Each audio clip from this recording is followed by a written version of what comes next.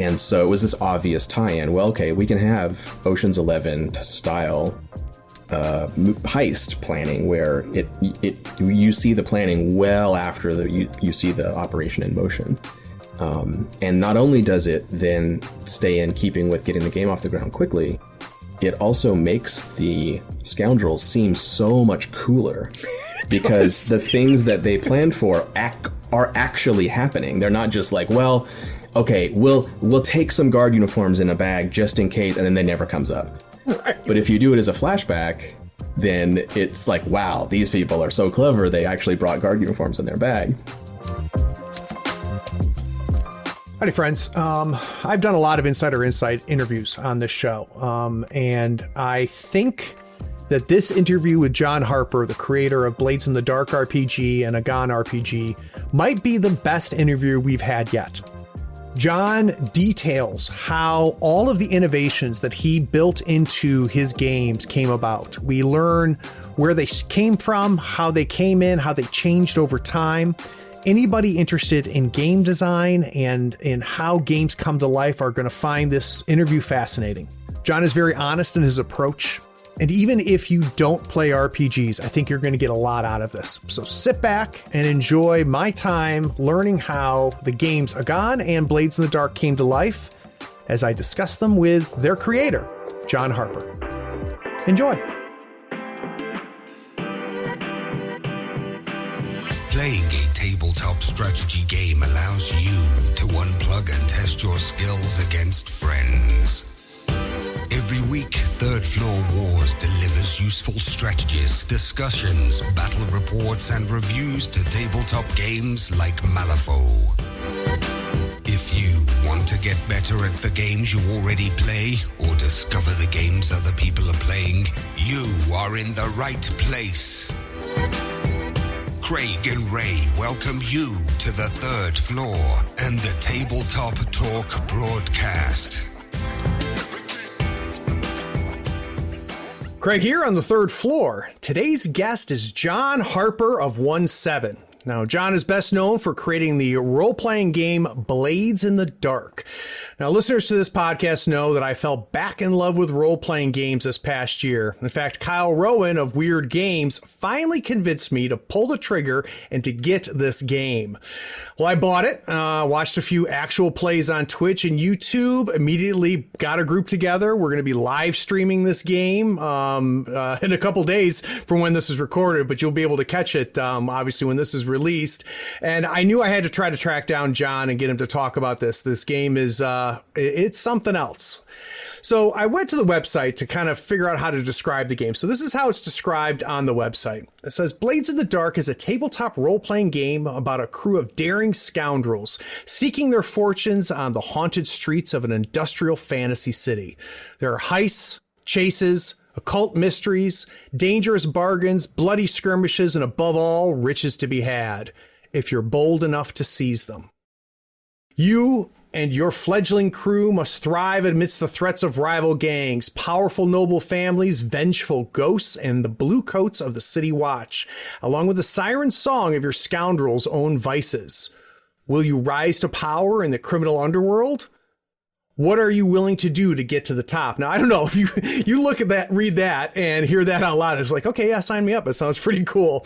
But followers of our Twitch channel, YouTube channels know that I'm already broadcasting the actual plays, like I mentioned. And I'm in love with what John created. So, John, welcome to the Third Floor. Great to be here. Thanks. All right. So there's a day. My guess is it was a while ago where John knew nothing about tabletop gaming. You had never picked up a die. You had never pretended to be somebody else. You'd never slayed a dragon. And then suddenly you saw it. So what was your first exposure to tabletop gaming?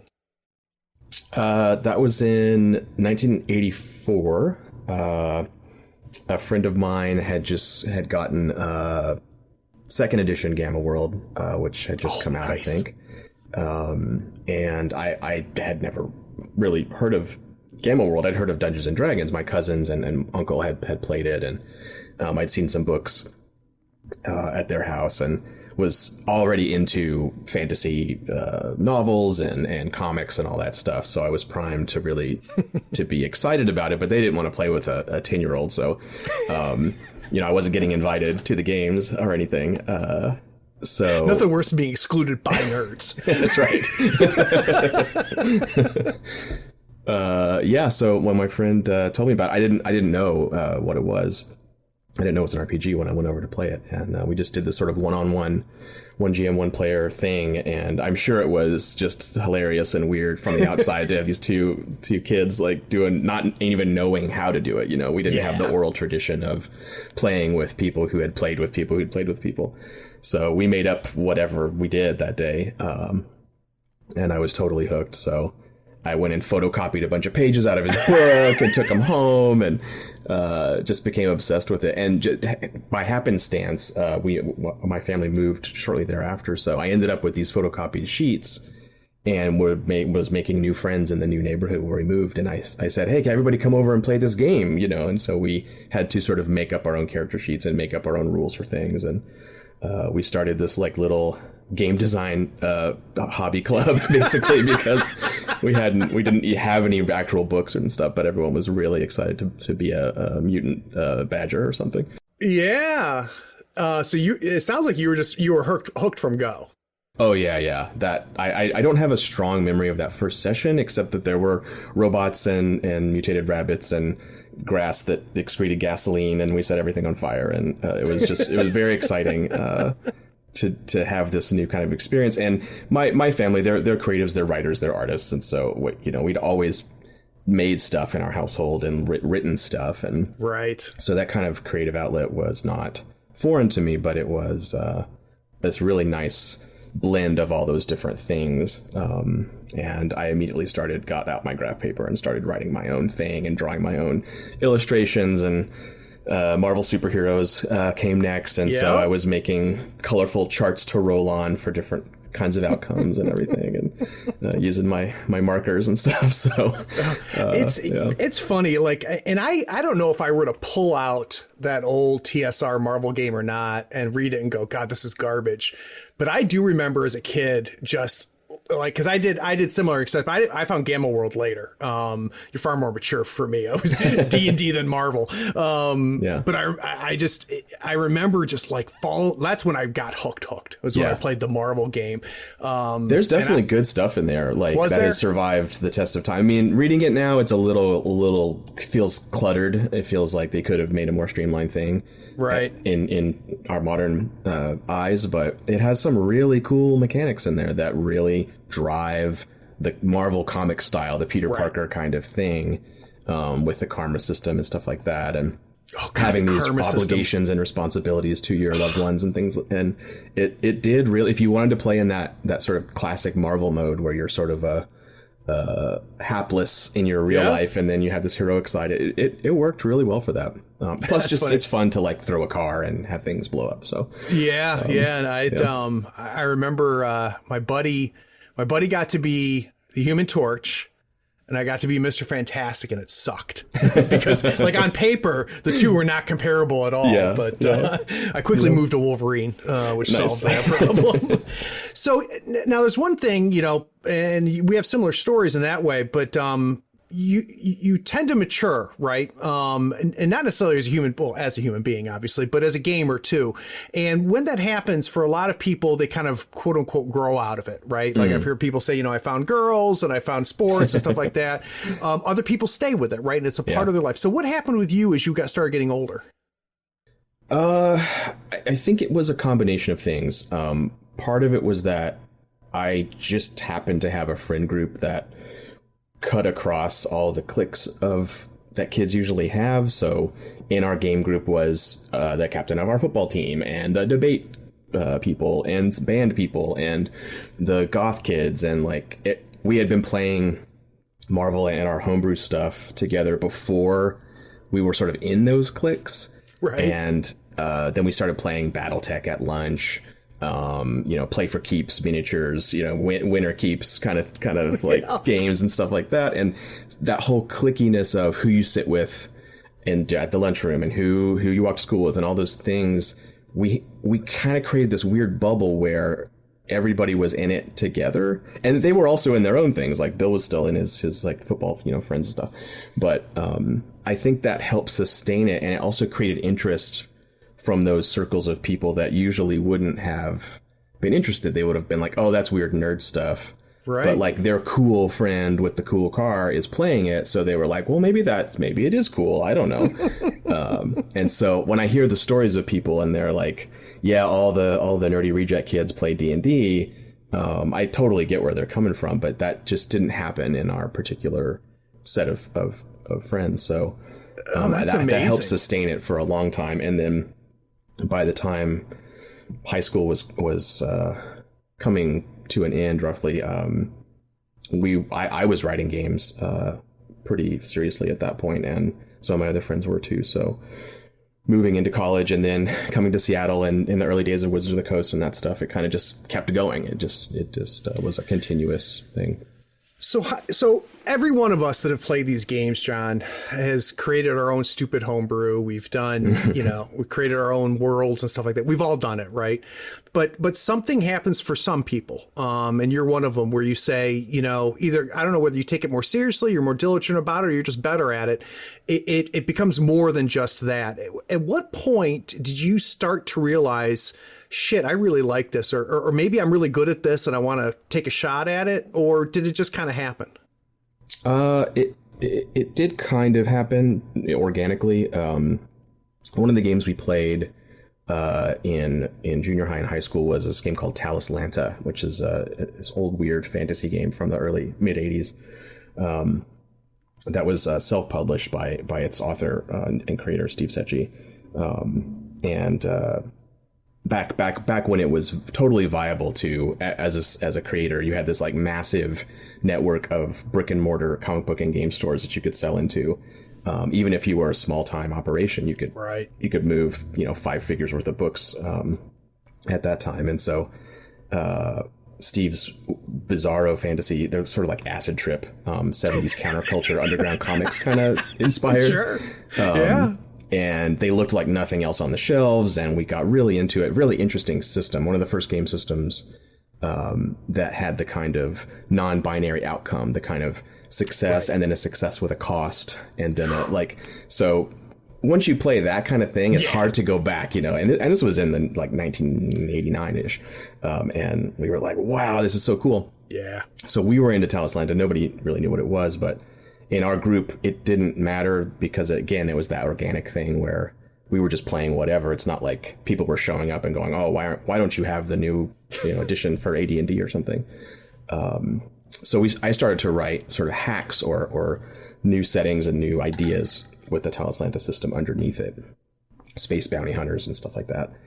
And when I got my first sort of internet access email in 92 or whenever that was, I immediately found this Talislanta news group, fan group, and started communicating with those people. And Steve, the creator, was on there. And, I started posting stuff. I made this thing, and he was like, this is great. Like, we should make stuff out of this. Yourself a little bit? Yeah. It was a whole group of creatives. And we started like a zine and started putting stuff in the zine. And, that just happened to head in a direction where Wizards of the Coast ended up buying the Talislanta license, and they produced. Jonathan Tweet wrote the 3rd edition of Talislanta before going on to do 3rd edition D&D and stuff after that. And so the Talislanta email list group thing that I had been on and sharing my work and doing stuff with got pulled into the Wizards ecosystem. A bunch of the Wizards writers, Rob Hainso and some of the people that ended up working on D&D were part of that group. Robin Laws was part of that. So when the Feng Shui playtesting started to happen in the 90s, Robin was reaching out to the Talislanta people to playtest stuff. And I happened to be in Seattle where a lot of those people were starting to conglomerate. And so it was this gradual process of being a very excited fan, doing homebrew stuff for my game group at home and just for fun, to having this kind of body of amateur work that professionals were aware of. And so when it was time to reach out for freelance writers or play testers and stuff like that, somebody said, oh, let's get John to do it. Let's ask him to do it. And it just kind of slipped from fandom into, hey, I'm doing this now. Someone sent me a paycheck, you know. And I was in college and was heading into this career in graphic design, which I ended up doing. But I never stopped having that sort of access because of this weird 80s fantasy game that ended up connecting all these people. And it still happens to this day where someone will say, oh, Talislanda, oh, wow, that was the first game I played. I loved it so Isn't much. That something? It's this obscure little thing, but yeah, it was a gradual process, I would say, from fan to sort of pro. And I didn't even call out the art aspect, John. So because you're responsible for the look of this, right? That's all your artwork. And for those of you that haven't seen it, go check it out. It's very striking. It's very fitting for it. I pull his stuff off Google Images all the time to put up my overlays on my Twitch. So I'm stealing from you, just so you know. That's okay. But all right, so now you're in college and you suddenly money starts coming in, right? Now, did you finish your degree in design? No, well, I was originally going to school to maybe teach English or something, be an academic. And I was doing the gaming stuff. It wasn't really paying any bills or anything, but I was getting enough kind of connections in the industry. And this was right before Magic was published. The first printing of Magic the Gathering came out.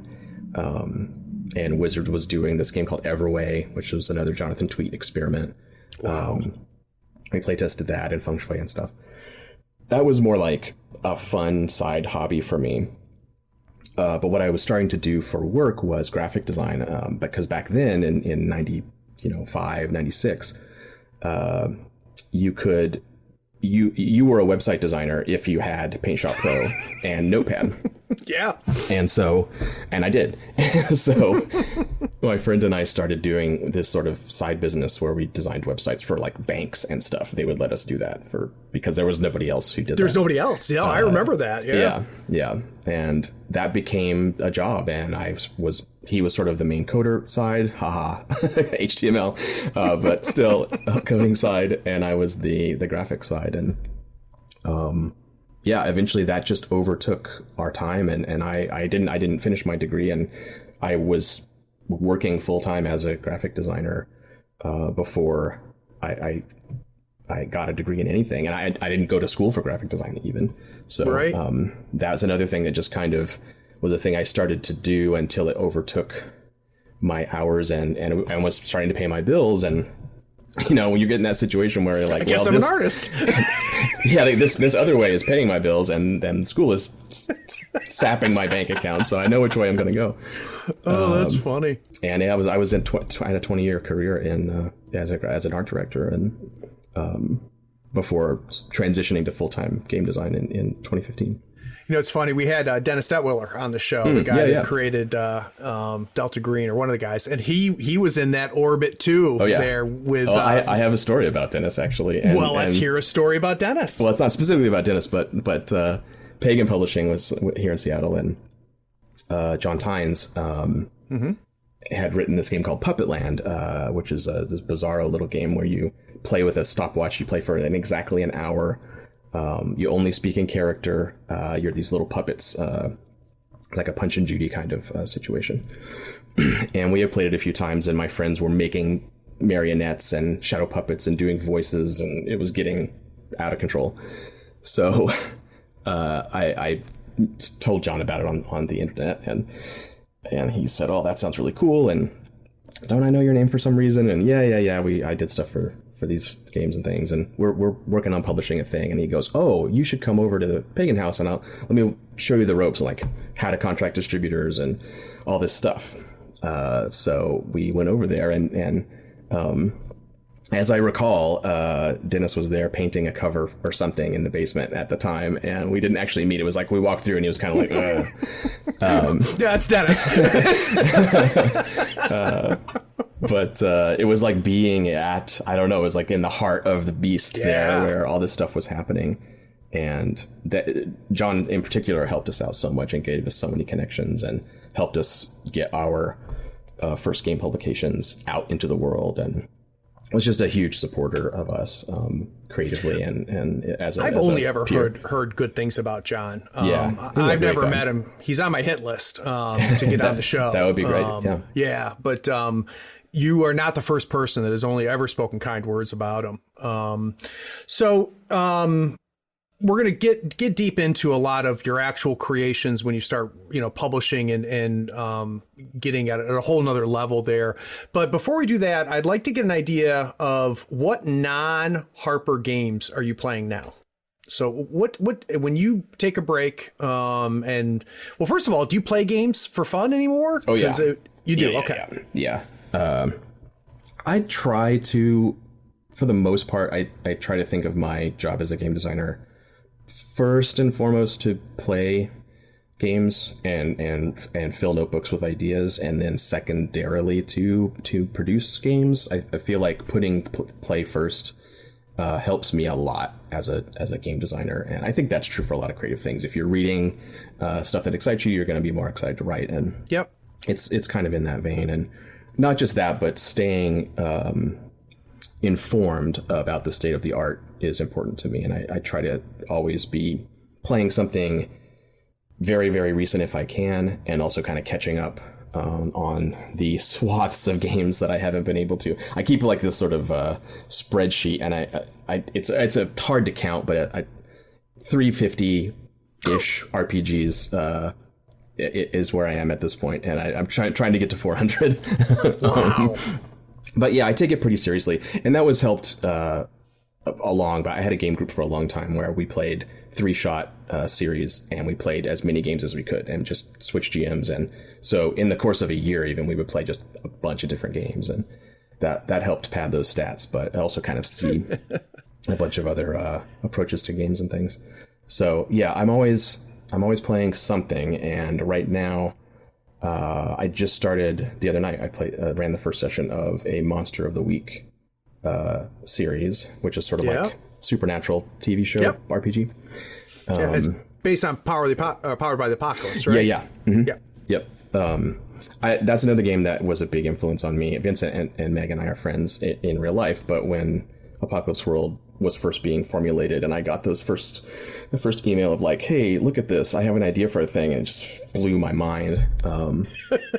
So the whole PBTA thing has been awesome to see explode, and I tried at first, you could play everything that was happening in that sphere, Apocalypse World and Monster Hearts and the stuff that was coming on Dungeon World.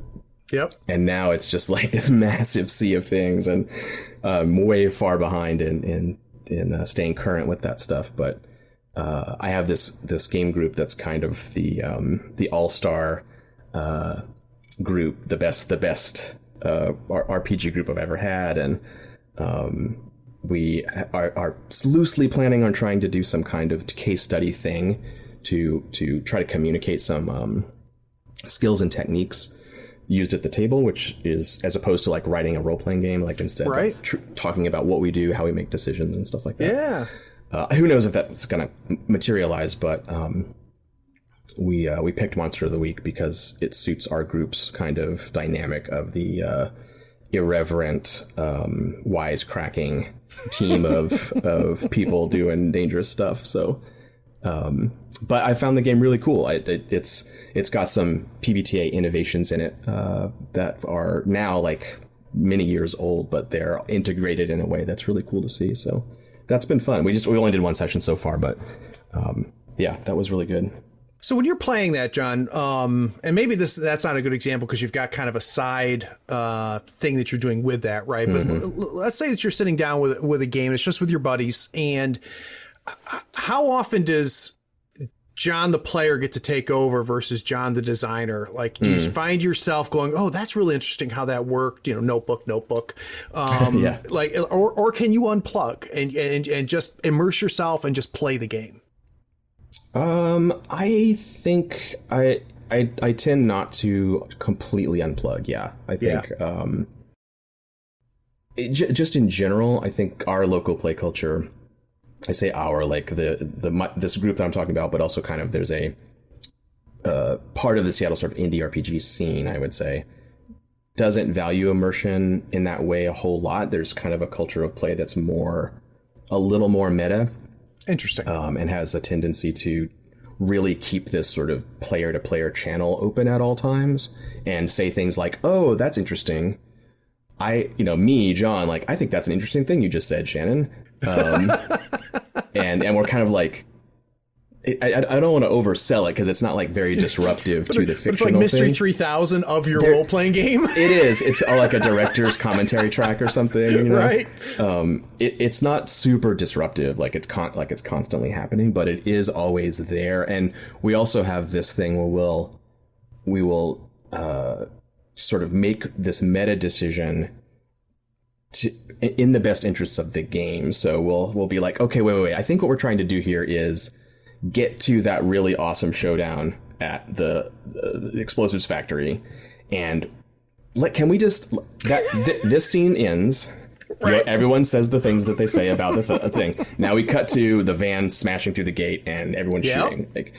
And we are always kind of looking for those places to make those kind of decisions, as opposed to just sort of slavishly going through our character's minute by minute life.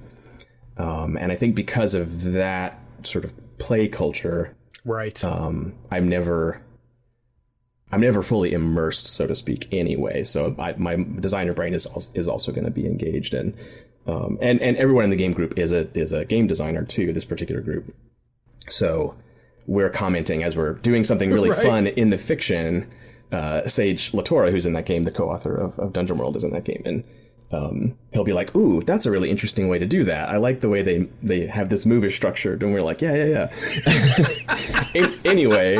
I'm publishing it first. you're crashing your car. And that's another part of the fun.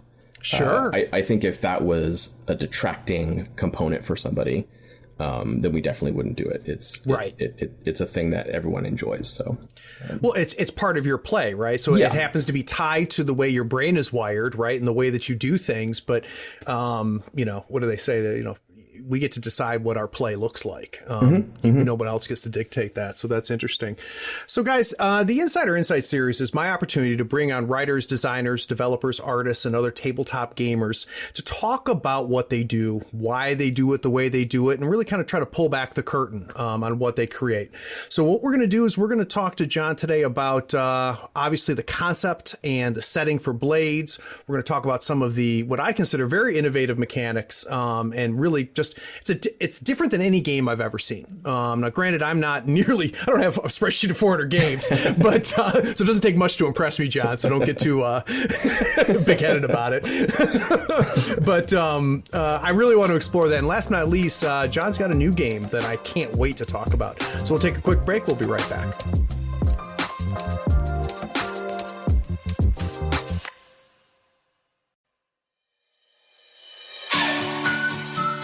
Howdy friends, Craig here. You deserve a new playmat. Here on the third floor, we use Mats by Mars. They are scratch resistant, waterproof, wet erase marker compatible, almost free of glare, and lighter than neoprene. Mats by Mars gives you over 40 designs to choose from. You pick a mat, pick a design, and then you pick an overlay, like one for Marvel Crisis Protocol, Star Wars Legion, or even Malifaux 3rd Edition. Those overlays will really speed up your deployment and make the placement of objective markers so easy. Use our promotion code in the show notes to get a 10% discount on your first order. In the notes of your order, you can even request the third floor logo on your mat for free. That makes the best mat in the business even a little better. So get some new mats, save yourself some money, and help support the show. Go to matsbymars.com. All the details are in the show notes, including the discount code.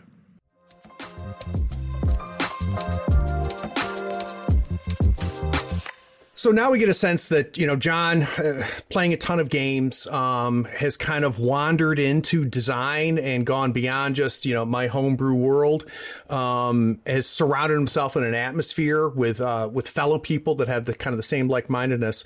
At some point, the kernel was found, right? At some point, nothing close to Blades ever existed in your head, and then you saw something, you played around with something. Where do you see the initial seed? There were kind of two main components that led directly into it. One was running Warhammer Fantasy second edition series for quite a while. It was more than a year. I forget exactly how long it ran, but it was a classic fantasy sandbox game in the city of Prague in that setting. And we started with this simple premise. The patriarch of the family had died. The children, who were the PCs, had come back to bury him and found nothing but debts and all these debt collectors that were there demanding payment. And I gave them, here's how much gold you have in the family coffers. Who are you going to pay off? Who are you going to make angry? And then based on those decisions and those, positive and negative outcomes, we created enough grist for that mill for dozens and dozens of sessions of play. And characters died and new people came in, and it was this really nice organic sandboxy thing. And I had tended to run games sort of in that way of kind of following the PCs around as opposed to kind of making adventures for them to go on. But that series was one of the high watermark experiences for gaming, and I wanted to stay in that space and really play the sandbox stuff as much as I could. And a little bit after that, Kevin Crawford published Stars Without Number, which is a science fiction sandbox game. One of the best ones made, I think. It has all these great tools for the GM to instantly roll up a sector and planets and politics and crossing factional allegiances, and you can do that on the fly at the table, right. Even, which you kind of need in a space game because the group might just fly off to who knows where. Who gave them a spaceship? Yeah, exactly. yeah. And that's another one we played, 100 sessions of that or something like that, with this fairly large group, and everyone had 3 characters because the game is very deadly, and so it really was the Expanse. If you've seen the Expanse TV show or read the books, we set our game in the solar system and kind of changed the hyperdrive stuff so it was very all local. And we had the Jupiter Jovian faction and the Mars faction and stuff. And about halfway through, one of the players read the first Expanse book and was like, "Oh my God, I can't believe this! You have to read these. They're so cool." And I know those authors played a game that inspired the novel. So they played. I didn't know that. They played a hack of D20 Modern, I think it was, to create some of those stories and things. Unbelievable. Yeah, it all connects. But the Stars Without Number game was another just incredible experience of creating a sort of starting situation, some boundary conditions, different factional organizations and crossing interests, and then letting the PCs just sort of go and do whatever. So by the time that was wrapping up, it was time to play a new game, and I'm a big fan of Thief, the video game series. Yeah. And Harvey Smith's follow-up, Dishonored, had just come out, and then the sort of Thief reboot was on the way, and people were excited about it. And I was thinking, yeah, okay, it's time. Let's do that thing. Let's do the Thieves Guild in the Fantasy City game. It's the one you always think about it, like Fafhrd and Greymouser or Thieves World or any of those types of things. I'm like, this game group is going to be super into it, and it's time to just try it out. I feel like we're on a hot streak with this sandboxing stuff. So I had run a Dungeon World. Well, it started out with the 81 Moldvay D&D box set game that morphed into a sort of Dungeon World game. Right. At the office with my coworkers. And that ended up in a cataclysm. The players, 2 of the players really destroyed the world. And did they level up after that? Yeah. Well, one of them became immortal, so I guess that's pretty good. But they exploded the sun and let all the ghosts out of the underworld and destroyed the whole setting. So I said, well, we could play during the Cataclysm if you want, or we could set it 1,000 years in the future and do that. And they said, oh, let's do that, 1,000 years in the future. So I wrote up the sketch of the setting, which became the Blades in the Dark setting, which was this sort of industrial era fantasy world where it's night, the sun is weak, and there's ghosts everywhere, and cities are surrounded by lightning barriers to protect them, and that came from our D&D game, and it created this interesting thing where the exploits of that old group were kind of the Greek myths almost of the industrial setting. And it became extra fun to like drop a legendary name, and the group's like, oh boy, we know what that's about. So when it was created your own mythos, that's amazing. Yeah, exactly. It was really cool. And when it was time to do like the underworld component of that, I was like, well, it's like a dark industrial thing, kind of like Thief. Kind of already, the setting is very similar. And we have this sort of haunted component in spectrology and things. So that seems like a nice pairing with people darting around in the shadows. Right. So that setting led to starting the first sort of on-the-fly kit bashing playtesting for what would become the Blades. So you've got the setting at this point, and the setting is it sounds like a combination of something that you guys created as a group, really, right? But inspired, right? And you named those inspirations, things that you pulled in that gave you the settings off of video games and stuff like that, which is absolutely fascinating. So you know where you're going to play. Yeah. Right. You've said this is the tone. This is the world. And you've already hinted at it. Where does like the first set of mechanics come from? Do you just say, let's take something from here, let's take something from there? Yeah, I had for me, being a designer is having a dozen different designs on the burners, and then maybe 5 of them are in some, written form or starting layout. And then maybe 2 of those are a little promising. And they're kind of bubbling to the surface. So there's always this like churn of a bunch of stuff happening. And some of those at the time, since I was still working in the creative agency world, I would make a little 2-page game or a 5-page game or whatever, and I just publish it on my website. So I had an outlet for these ideas. But nothing that would be like a game product, like a book you would sell in a store. They were all these very light, small, fun little things to do. And during the process of making those and playtesting Apocalypse World and other games from people in that community, there was a suite of different mechanics that were kind of all churning around. And so the very first session was using a system that kind of ended up, it modified, but I have a game called Lasers and Feelings, which is this one single sheet, a one-sided sheet of paper game. It's sort of a Star Trek homage. And it has to do with having a character number that you roll over or roll under for different things, inspired by a game called Troll Babe.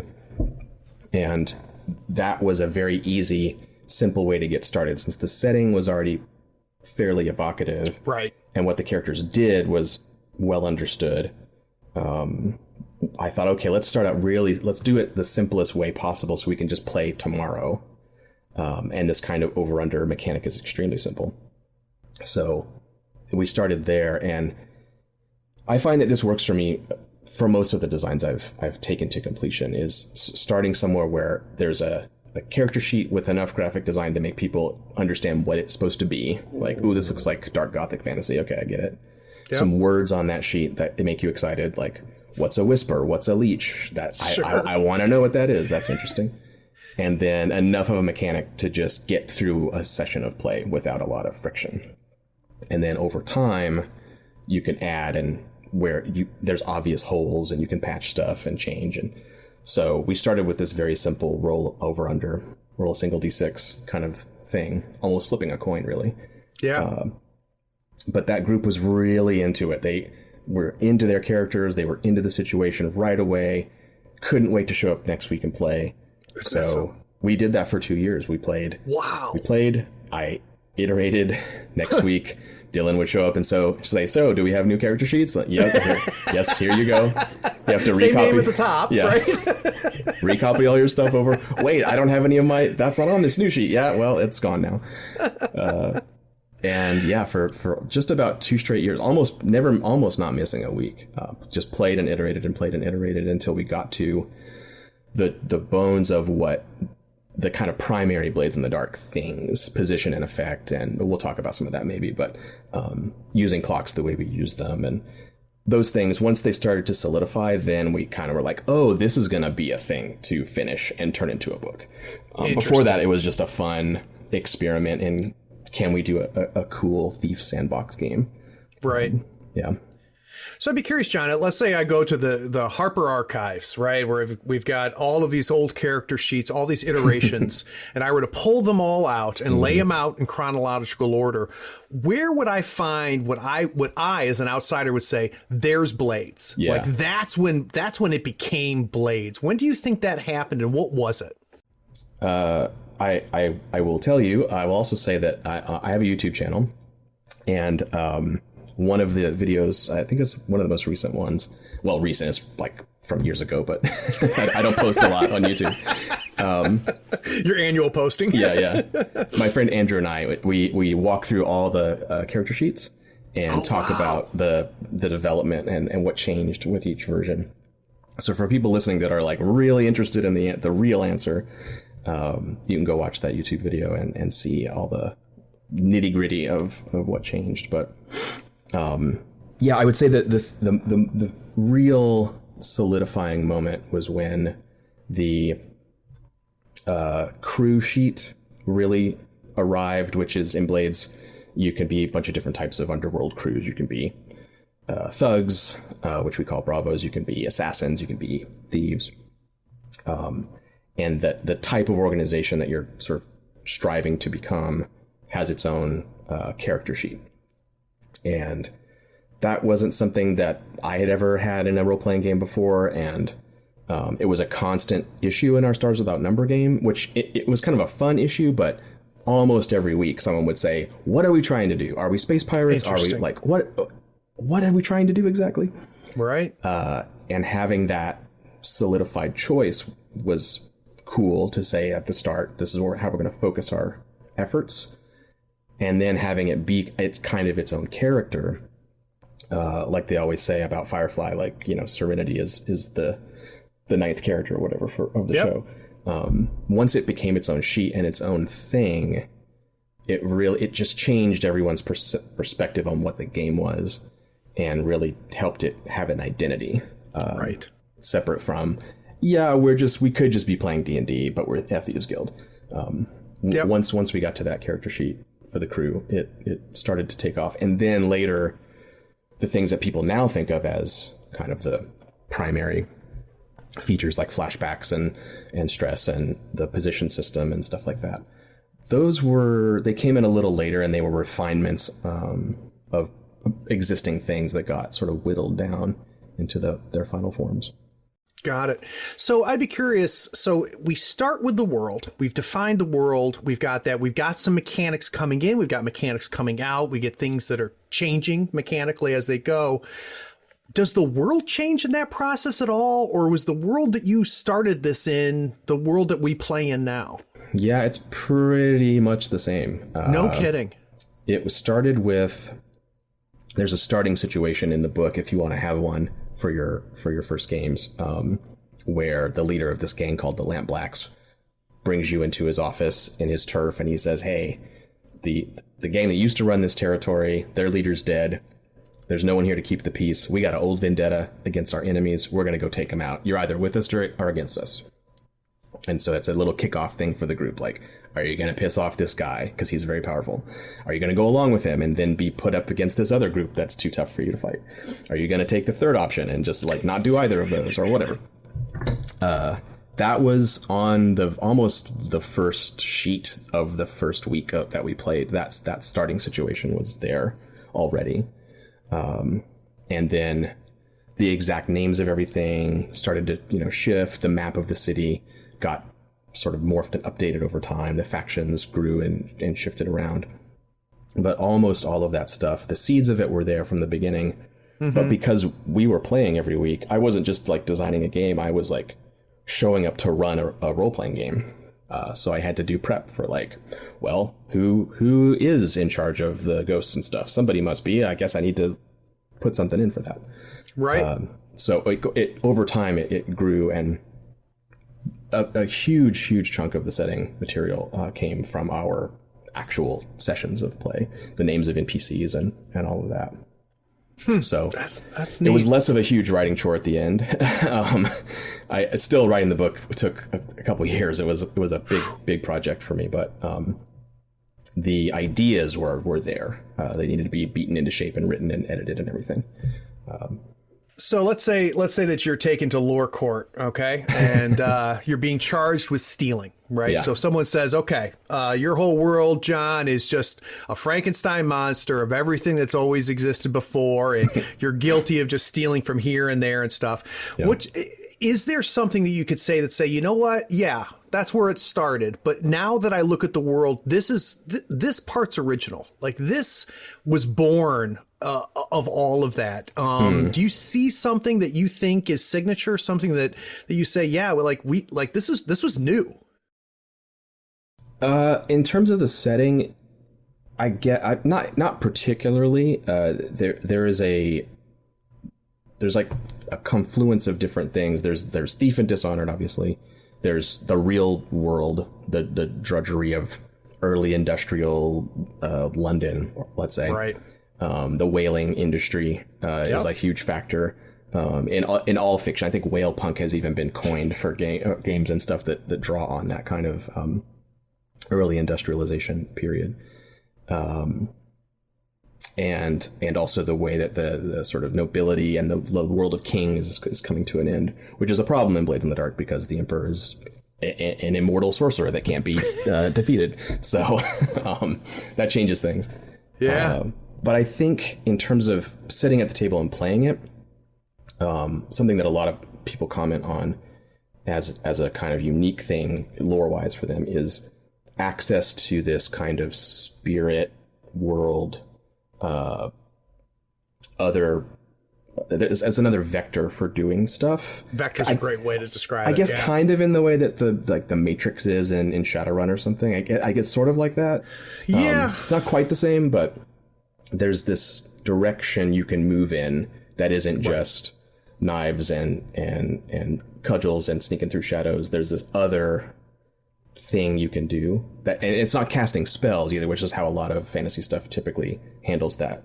Yeah. It's an actual kind of veiled, we call it the ghost field, and there's spirits in there, and there are buildings in there that you can't see, and there's it creates this kind of otherworld space to play in, and that's hardly new. I mean, it's Alice in Wonderland, or there's a million things that use that type of idea, but people that are used to kind of sword and board and fireball fantasy, they often comment on that part of the setting as an interesting, different kind of thing.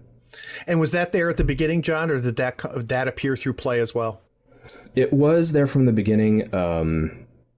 Not as extensively as it turned out to be. It was there mostly because in the lore of the setting, the way the world was destroyed, the cataclysm and the ghosts being unleashed, we needed just to have some reason why they weren't flooding the cities and causing huge problems. So, okay, well, they have lightning barriers. Those are neat. Why does that work? Oh, because they cut off the ghost field. What's the ghost field? It's where all the ghosts live, But also Dylan, one of the players, he just played, very optimistically. He's like, I want to be someone who has like magical stuff. Like we hadn't defined magic, how it worked in the setting. He's like, I'm going to be that. And we're like, great. And first session, he said that he was doing this ritual where he was sort of like taking someone's ghost out of their body and swapping it into another body, and we're like, ooh, that's neat. Let's go further in that direction. And the ghost stuff really started to just come out of play, and his character exploring, trying to learn new abilities and things.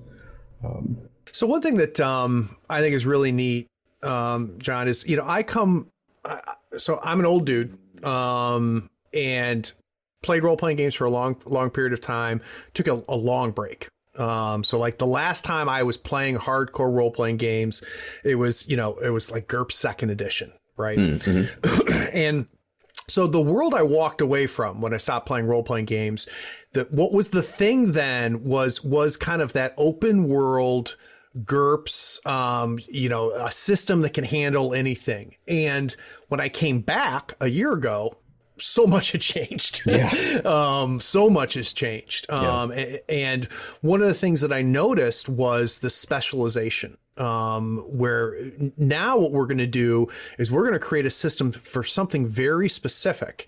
And it's one of the first things that I recognized in Blades in the Dark is that this is a specific type of game. This is a game that's in a very specific world, and you don't get to have the choice to be this, anything you want to be. You're going to be an underworld character, and you're going to be in a crew, and you're going to do heists. Mm-hmm. Right. And I got to tell you, at first, because of where I came from, having, Rumpelstiltskined a whole bunch of years, I was like, wow, I don't know if I like that. But now that I've explored it more and pushed it in it more, it makes a ton of sense. Do you find that you prefer that you like this is what we're going to do, and we're going to build around that, and we're going to make that? And when we talk about your new game, there's flavors of this as well, and we'll get to that. But am I making any sense whatsoever? Yeah. Absolutely. Is that where you feel happiest, where you have a closed, very specific goal ecosystem, and this is the game, this is what we're going to play? Yeah, I do a lot. And before games are being written in that way, it was a kind of, I wouldn't say duty necessarily, but maybe a kind of a responsibility for the game master or the game facilitator to do some of that work. Right. So you're not just saying, okay, your fantasy characters do stuff. I don't think anyone has ever run a game quite like that. Usually it's, you're in this town, everyone is talking about how the orc armies are amassing at the southern border. There's a militia people coming around trying to recruit you, and there's something like a situation that you're being stuck into. And there's always that idea that role-playing games, you can be anything, you can do anything, which is true in the broad sense, but in terms of doing something at the table, the person running it can only prepare so much and can only improv so much. And so you need some kind of coordinating idea.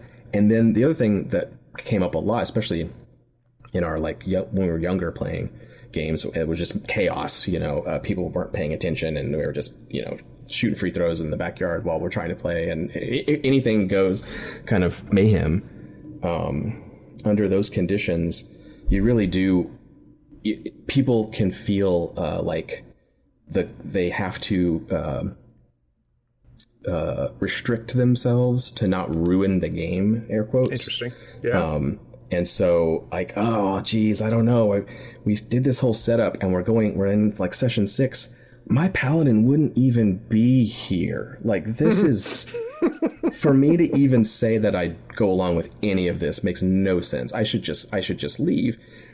And there was also this pressure that it's a 1-to-1 thing. That's my character. If they leave, I'm not playing in the group now or something. Right. And there's all these kind of pressures. And from the GM side too, geez, I don't want to follow through on these consequences because that's going to ruin everything that is happening here. Yeah. So I need to kind of fudge it around so that doesn't quite happen that way. And that can work. And sometimes it's not very noticeable and things get worked out. But what I noticed over time, and I think a lot of designers coming into that sort of early 2000s design scene, when I was getting really involved in game theory and that kind of stuff, design theory, what we started to notice was if you restrain things very specifically within that restraint, you can play very hard and you can play your character fully committed because you didn't create a character at the beginning that's going to play themselves out of the game. Interesting. The game set you up its character creation process created fit characters for the thing we're going to do now. And within that, I can do whatever I want because there's no way to ruin it. And same thing with the GM side. They can play very hard back. Yep. Because this game is about conflicting loyalties on a sinking submarine in World War II. Like, yep. Anything goes after that, and you can play super hard. It's a good feeling. Yeah, it's very fascinating too. Like, and I'm trying to think of an analogy in my head. And the only thing that's coming to my head, and I might be way off here, is like, yes, you can walk into a movie theater and theoretically you could see any movie, right? But you don't, right? You go to the movie theater to go see Die Hard. You go to a movie theater to go see, the new action movie, and that kind of makes sense to me, right? And like I said, my initial reaction, because it's all I knew before, was whoa, that's not role playing. That's, but man, after doing it, John, I just because it feels like what I thought were important decisions weren't really that important. And what I thought I loved, it wasn't really what I loved. And having that burden lifted a little bit allows me, and I love that term, play hard. Now I can let's do this. Yeah. Let's tell some freaking stories because a lot of the stuff has been taken care of for us, maybe is another way to put it. And especially on the GM side, which is absolutely fantastic. So we're kind of bleeding into this, John. So I'm going to take a quick break. I want to talk about some of the mechanics. And when I read Blades the first time, John, it kind of blew my mind. Same way that this happened to me with Jay Little's Narrative Dice. Like when I first came across Narrative Dice, I was like, holy cow, I've never seen it. Like I came from D6s and D10s, right? And target numbers. That's the only thing I knew existed. And then I saw Little's Narrative Dice and I'm like, holy crap, this is the craziest thing I've ever seen. Then I read your book and I'm like, Jesus, So I want to talk about some of these mechanics, which for me are all brand new and incredibly innovative, but just like the setting, right? The setting is now your setting, but it comes from places. I want to talk about where they came from, how they became yours, and why they work. So we'll be right back.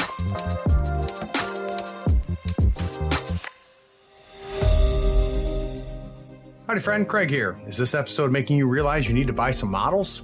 Gadzooks Gaming is my favorite online retailer because of their large selection, killer prices, and great customer service. Don't you hate buying an entire crew box when you only need one model? Gadzooks sells crew box models individually and saves you a ton of money. They even have free shipping to the US and Canada if you spend $100 or more. Swing by gadzooksgaming.com and make sure you tell them Craig from the third floor sent you. All the details are in the show notes.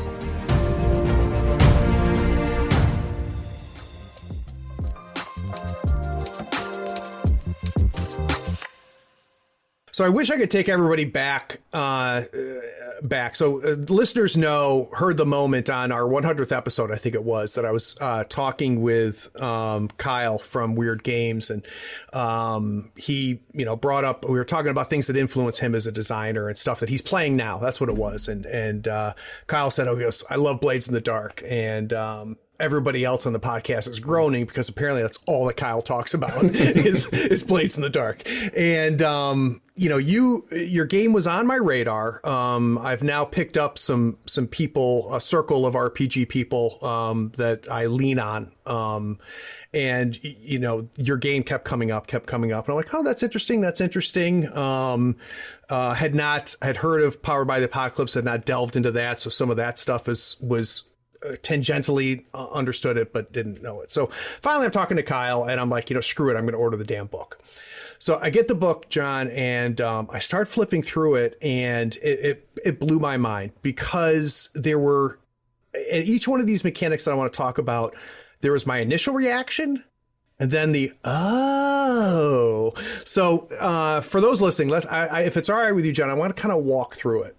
So one of the first things that came across to me was the concept of playbooks. Now, remember that I knew nothing about moves from Powered by the Apocalypse when I came across your game. So what do you think is an easy way for us to explain what playbooks are? The way I think of it is, imagine a character class from a game, a fighter or a wizard or whatever, but everything you need to play that character through their lifespan or a certain level range or whatever, everything you need is on one piece of paper or in a little booklet or something. The original Apocalypse World version were little that were actual booklets. So that's why they were called playbooks, I think, originally. But now they're usually just a sheet. And it not only gives you a place to record information, like traditional character sheets do, but it also has all of your abilities sort of written out for you. It has, maybe equipment, maybe appearance cues, all kinds of stuff for the player to use in play, so that they don't really need to crack the book open and look stuff up all the time. And it's almost like every board game now has this. You, as a player, you have your little cheat sheet in front of you that tells you what to do on your turn and how to trade resources and things. It's sort of that your special idea. ability. Yeah. It's a user interface development in gaming. The systems contained in a playbook may be familiar if you've played any kind of class-based kind of game, but it's an organizational idea to put everything in front of for use at the table. And that was as a perfect first example for me of something that immediately seemed very limiting, very constrained. And, all these walls are up here. Why are these walls here? And, after seeing some actual play, after delving into myself, I realized again how freeing it is. And what seems like a linear path is not a linear path, because there's all different ways to go. And that's very fascinating for me. One of the people that I was talking to before I interviewed you, and somebody who I've been working through Blades in the Dark with, talked about, this is where Blades in the Dark made their mark. And they're very similar to you, John. They have been following role-playing games for a long, long time, right? So unlike me, they understood the progression and the history that's happened for the past 20 years, which I missed. And one of the things that was talked about is the idea of this engagement role. So for people listening, you have a score, right? So you decide this is what we are going to do. This is the job we're going to go on. And before that happens, and correct me if I'm wrong on any of this, John, you probably know it a little bit better than I do. You have this engagement role. And an engagement role kind of sets the opening scene of the episode. First off, is that new, that concept? Kind of. Yeah. It was a solution. Paul Riddle and I were working on a game called The Regiment, a Powered by the Apocalypse game, which exists in kind of its final beta form. We didn't end up publishing it. Paul's working on a totally new version, but it's a game about telling war stories in the vein of a war film, like Saving Private Ryan or something. And we played it a bunch. Paul is a real, both of us are, but Paul more so is a real history buff and expert in all that stuff. And as a GM, he's as good as a fully functioning World War II simulation computer as you could ask for. So that made it really easy to play and have these gripping situations that were very accurate to real life. And we just had a ton of fun playing it. But after a long time of playtesting and thinking we were moving towards publication, we noticed there was this problem with it where very, very often, almost always, the starting conditions of that engagement with the enemy, when we're getting down to the shooting's about to start, the starting conditions usually decided by the GM. Right. Decided the outcome. We went through the action moment to moment and had these gripping scenes of war movie moments. But looking back on it, we're like, well, you said that they already had their tanks here, and that basically decided how it ended. Interesting. And we didn't really want that. We didn't want to have to create a board game balancing component within our RPG the way you would if you were playing ASL or something, where you needed this setup. So I thought, well, let's do the usual thing that I do when I'm trying to do mechanics. Let's flip a coin for it. Let's do something really simple and see if that solves the problem. And so the engagement role came in, where there was a series of questions about the sort of morale of your units, the disposition of the enemy units, these kind of questions that touched on the fictional circumstances. Right. But they contributed or took away dice from that roll, or bonuses in the case of Apocalypse World. And then you rolled, and you just got what you got, and it immediately solved the problem of one player kind of putting their thumb on the scale. Yep. And it also gave you this feeling of this philosophical soldier thing where you're like, well, shit happens, you can't always be in the perfect position, or they're caught them with their pants down, boys. And it made it feel more like you were this cog in this military machine, and you weren't a general like pulling the strings. Right. You just had to just take your lumps sometimes, and that felt really good. And it just solved so many problems. Skipping over what would normally be also in the real world, it could be like an hour-long discussion about where this was and where that was, and how we're moving here and how we're not doing this, and very, very detailed, which is fun if you're like playing like a Kriegspiel, and that you're there to do that, and it's really engaging and fun. But if you're there to have the moment where you're, you know, dragging your buddy out of the foxhole, like it's a kind of waste of your time to go through all that. So, so the engagement role, it fixed the problems in the regiment. And then when it was time in Blades to go, right, you know what sucks about the Thieves type games? You spend an entire session planning the score instead of doing it. So that role was like, what if we skipped, there is no planning. Yep. You just roll the engagement. The GM says, okay. You already are through the skylight. You're lifting the lid on the precious Fabergé egg thing in the middle of the room, and you notice the tripwire at the last second. And now we play the heist instead of playing the meeting about the heist that we had before. So that was another, and that mechanic came later in that development process, but the technique came in earlier, where we were kind of already wanting to skip that stuff, because that had come up in our Stars Without Number game as well.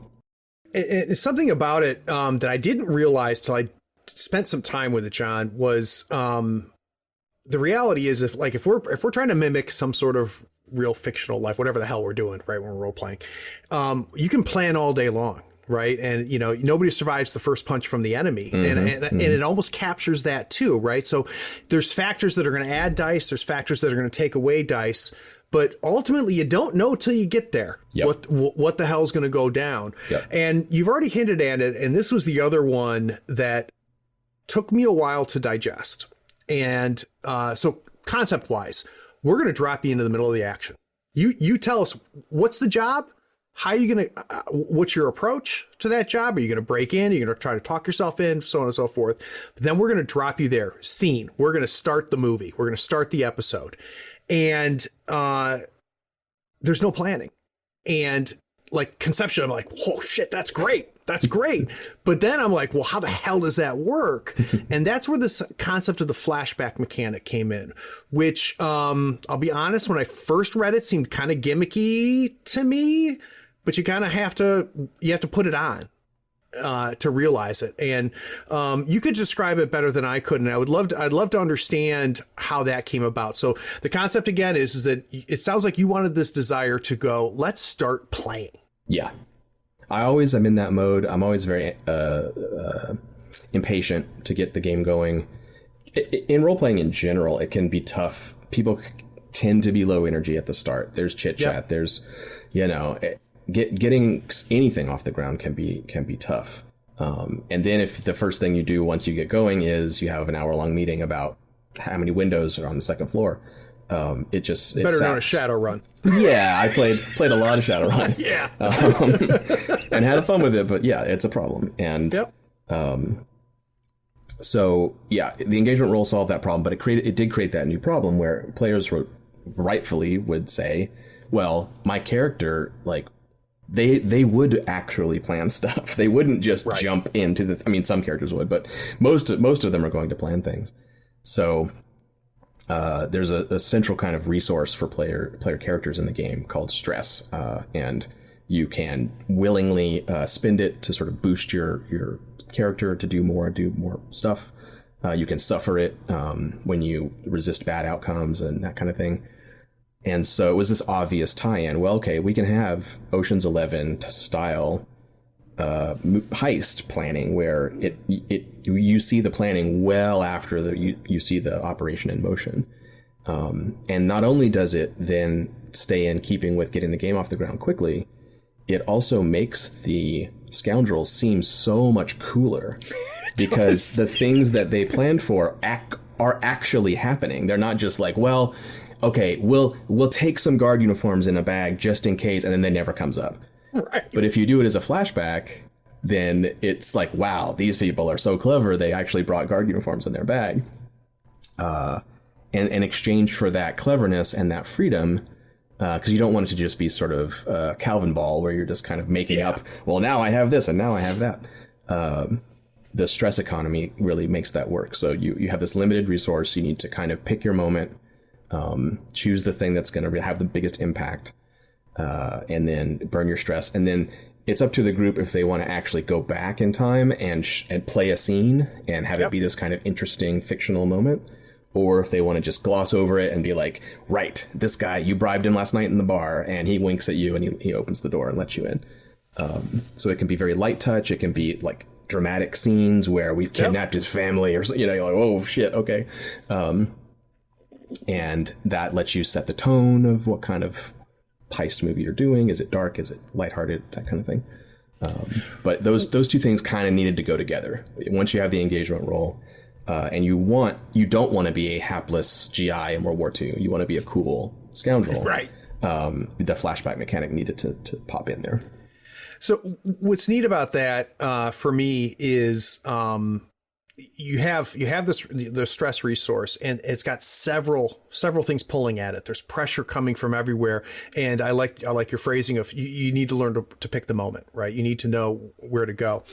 So let's now go back to you're working through this game. It's being created organically as you go. You're bringing new character sheets every week.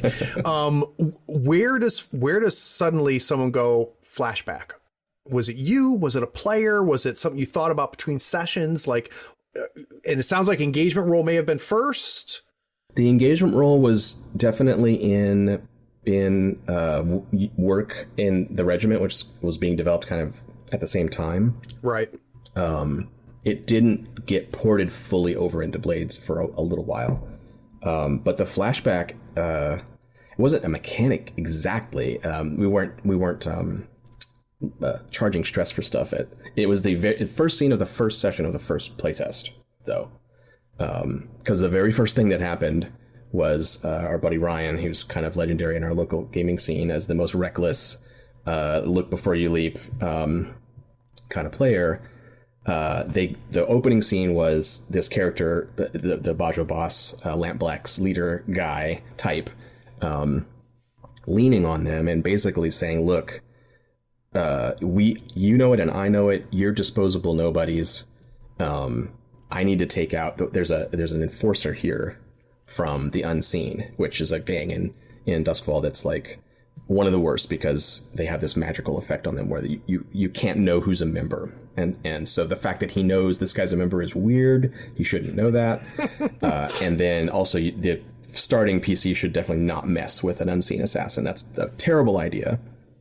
And so I'm thinking this gang leader's leaning on him just to see if they'll stand up to him or if he's kind of messing with them, kind of. That's what I thought. And Ryan was like, no problem. I'll be right back. And just like went over to take the dude out, like right in the moment. And everyone was like, what is happening? So I look at the fictional situation and I'm like, well, okay, this doesn't trigger a roll. Ryan, your character goes over there. And the next thing you know, the guy isn't sitting in the booth. You're sitting in the booth and you have a knife in your heart. And your vision fades and you die. And he's like, yeah, that sounds about right. And he's getting ready to make his new character. And it's not a flashback per se, but Dylan's the sorcerer guy. He's at that time, the setup for the scene, he's doing this experiment with these ghosts. And he says, wait. My character is doing experimentation with ghosts right now. Can I, when the Unseen killer kills him, can I like sense it somehow? And in that moment, like grab Ryan's character's ghost and swap it, because I've already ritually prepared this body for ghost swapping. Can I try to do that right now? And we're like, yeah. I mean, that sounds cool. That sounds super cool. Make a roll. And back then it was almost that 50-50 roll under thing. And we're just like, oh, let's see if you live or die, buddy. And Dylan made it. And so Ryan's character's body dies, his spirit pops into this new body, and he played that character for a while after that as this sort of possessor Ghost, who's an NPC in Blades now on some of the character sheets. You can take Nirix as your like rival, so cool, or whatever. That's one of Ryan's characters, and it wasn't quite the flashback mechanic as it turned into, but it was that kind of clever little bit of a roll the film back a little bit and say, wait, just before that, can I get in and do a thing, and be prepared. And in the modern version of that, it would work just purely on stress, and Dylan wouldn't even need to spend the time telling us ahead of time that he was doing this ritual. He could sort of bring it up in the moment. And the stress cost in Blades is a little bit based on how far-fetched the group thinks something is. So saying, actually, I have a ritually prepared body ready to accept a spirit, that would probably be a high cost. But the spirit of that kind of little bit of a retcon or adjustment was in the game from the very, very first thing that happened. Well, and it's amazingly cinematic too, mm-hmm. And I don't know if that was happenstance or if it was on purpose. But you are mimicking how we watch shows and how we watch movies and how we see things happen. Your Ocean's 11 point is a perfect example. That was very intentional. Feng Shui is one of my favorite tabletop RPGs, and was an early playtester on it, and Robin really nailed down this idea of shots. Like the initiative system in that game even is you spend like shots, like camera shots for your character doing stuff, and it puts everyone in this great headspace of seeing things cinematically. And after we played that a little bit, it was just so refreshing to change from kind of nitpicking based gaming drudgery, a little bit of like, no, but you said you were on by the stairs, and like changing from that mode to like the glass breaks in slow motion. And it's not that one is like it's inherently superior to the other. It's just that culturally in our group, once we switched to seeing things on screen and thinking of the next beat of the film as opposed to the next 5 meter, range calculation, it opened up a whole space for us to play in that was really exciting. Well, and what I like about it too, John, is what initially seems restrictive, you very quickly figure out, or I shouldn't prescribe this, I quickly figured out, is you do leave a lot to the players and a lot to the GM, right? So what initially seems very restrictive, the world seems restrictive, the playbook and stuff like that, but you're what I think is purposely vague about, like, you can, and the flashback was perfect. You can just say, hey, that happened, done. Or we can spend 30 minutes going back in time and let's play it out. And there's 3 action rolls and everything. And that's a perfect example of, you can read the book, but until you play it, I don't think you fully realize just the amount of flexibility that's built into it. I really try to include a lot of that in the sort of fairly lengthy guide to running and playing the game. But it is one of those things that when you read it, it might hit you just right. And you go, oh, yeah, I totally get it. But usually you have to, and I think the book even says this too. It says, like, read the book, play the game, and then read the book again, because then the stuff will make sense after you've seen it. Yep. And that's true of all kind of manuals and training of various sorts, I think. But that the idea that the group as a whole is very responsible for a lot of stuff is a key part of Blades. It's not the GM's job to be the sort of nanny of the group, making sure, no, that's too silly, you can't do that. Oh, no, don't do that. Instead, it's this, everyone together is responsible for tone and for pacing and all that kind of stuff that usually is just purely on the shoulders of the game master. So before we take a break, one thing I'm very curious about, because of the spectrum of how you can play Blades, and none of it's wrong, right? Do you, and I'm sure you have, go back and watch Twitch, YouTube, listen to podcasts of actual plays? Like, this is your kid that they're now playing with, right? And I can imagine that you have seen it being done in ways that maybe you didn't even imagine. What's that like as a creator to kind of let it go and have other people do what you did to other games, right? Yeah. To add to it. What is that like? It's the best thing. It's what gets me out of bed in the morning, basically. Really? As a game designer, yeah. I really enjoy the process of creating these games. making the art, writing, playtesting them. Not so much finishing the production process, but everything before that.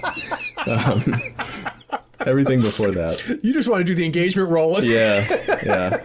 That last slog is really tough, but really, at the end of the day, that the point is to make a thing.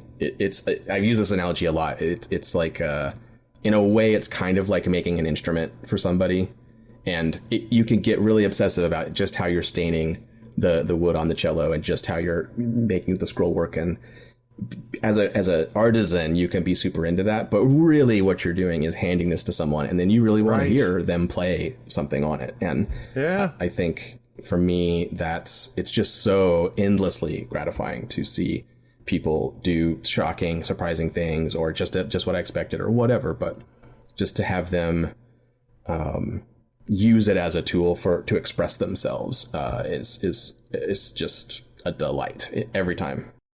So when I bring that up, John, is there something specific you can think of? Is there a memory where you were watching somebody else play this game where you just went, whoa? Yeah, it was an early one, not right after the Kickstarter, but fairly close to that. There was this college group of players here in Washington State that were playing it, and the ritual magic rules in Blades are very very vague. They're very vague. They're like a series of questions and answers. You have to have a real strong point of view. The group and the GM, the player and the GM, have to like come together and sort of duel a little bit with like, okay, that's an effect, but it has this cost, and do you really want that? And it's back and forth. And one of the players in that game, Emily, she came up with this ritual, and it was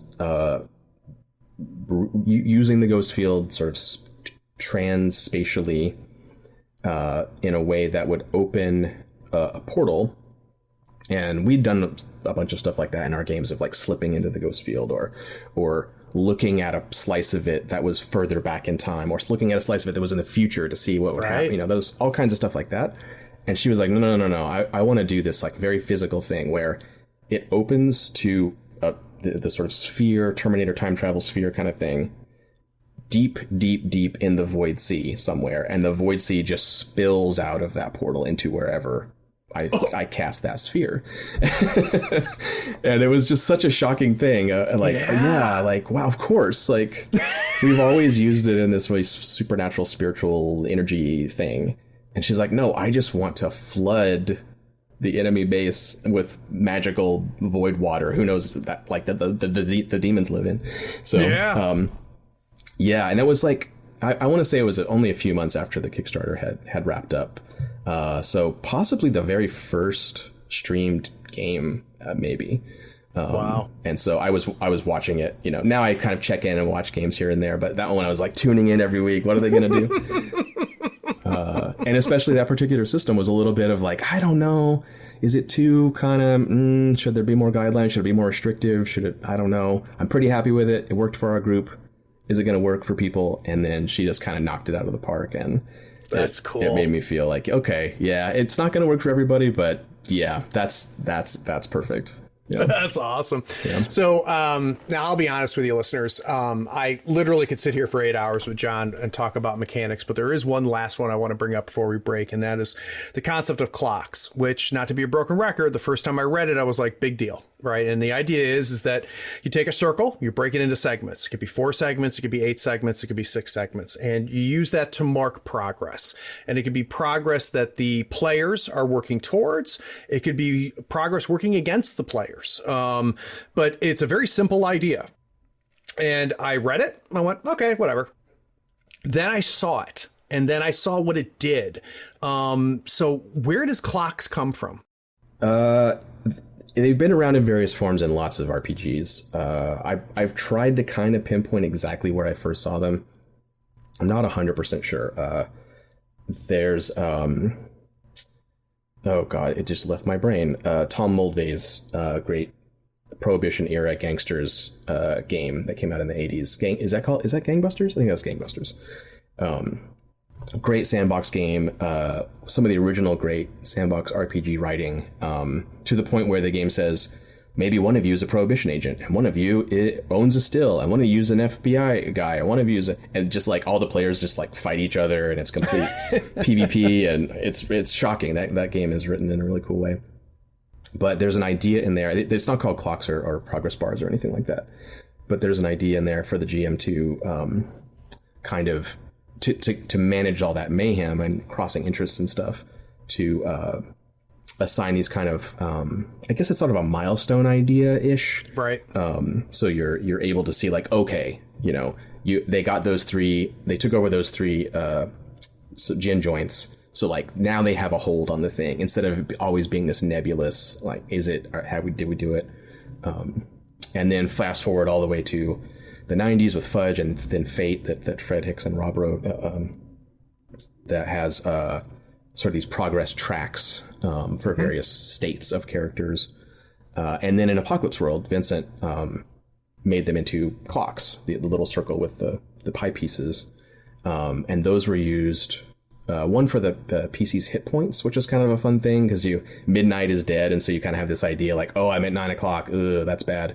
That's kind of a fun way to do that. But also for tracking your sort of enemy factions in the Apocalypse World. The Bullet Farm is advancing their their plans, and the Waterkeepers have their clock that's managing. And they're all, because it's Apocalypse World, they're all countdowns to dooms of various sorts. Right. And the players can't, or maybe they can, manage all of the ways the world is falling apart around them. But it's pretty much a GM-facing tool to manage your notes. So when you show up next week, you look at it and you go, oh, right, they only have one tick left before all the water goes away. Yeah. And I had played a whole lot of Apocalypse World. So the game I played the most sessions of. It's just so many. And run, and so as a GM, I had used clocks so much and loved it, and I forget what I played. I played in a game as a player, and I had felt this lack of them. I was kind of like, oh, I really want to be able to tick the clock to actually make progress towards the thing I'm trying to do. When I've made 4 rolls, when do I actually get the thing? I don't know. I just have to like hope that the GM will deliver it. So having them as a player-facing resource came kind of out of some frustration as a player, and also my tendency as a GM to take what's supposed to be GM-facing and let the players see it as a way of providing a kind of dramatic irony or foreshadowing. Instead of keeping stuff behind my screen, I might leave my sheet down on the table face up, and they can see there's only one tick left on the water thing. And maybe I don't mention it, but So in our Blades playtesting, that became a thing where I had a stack of index cards, and you'd quickly draw a circle, fill in some of it, and put it out. And sometimes that was unlabeled. After someone missed a roll or something, they're like, "What's that clock for?" Like, you'll find out. I don't know. It's it's that meta channel idea where we're like, sending each other messages as people. Well, and it gives you, and this is what I noticed, John, is it gives you another place to put consequences, which I think was really neat. That's the most important part. Yeah, and so I talk about the narrative dice system, which was my first exposure to failing with progress and progressing with failures, and that idea of non-target number stuff. And what I realized in watching people play Blades is it's one more thing to use for that concept of you succeeded, but you failed, but, and it's absolutely fascinating. I feel like it's really important in a game. Just in a video game sense, everybody hates insta-fail stealth levels. They suck, and you have to start over at the beginning, and everybody hates it. But if you play Metal Gear or Splinter Cell or something, where when you quote-unquote fail a stealth check, instead of failing the missions, somebody goes, "Did you hear that?" And then you hear them walking over to where you are. Or then the flashlight turns, and they're like, "Wait, I see somebody." And then finally there's an alarm or something, or there's an escalation, or reinforcements get called or whatever. And those are all failures in a way, but they're not that horrible mission over, start at the beginning.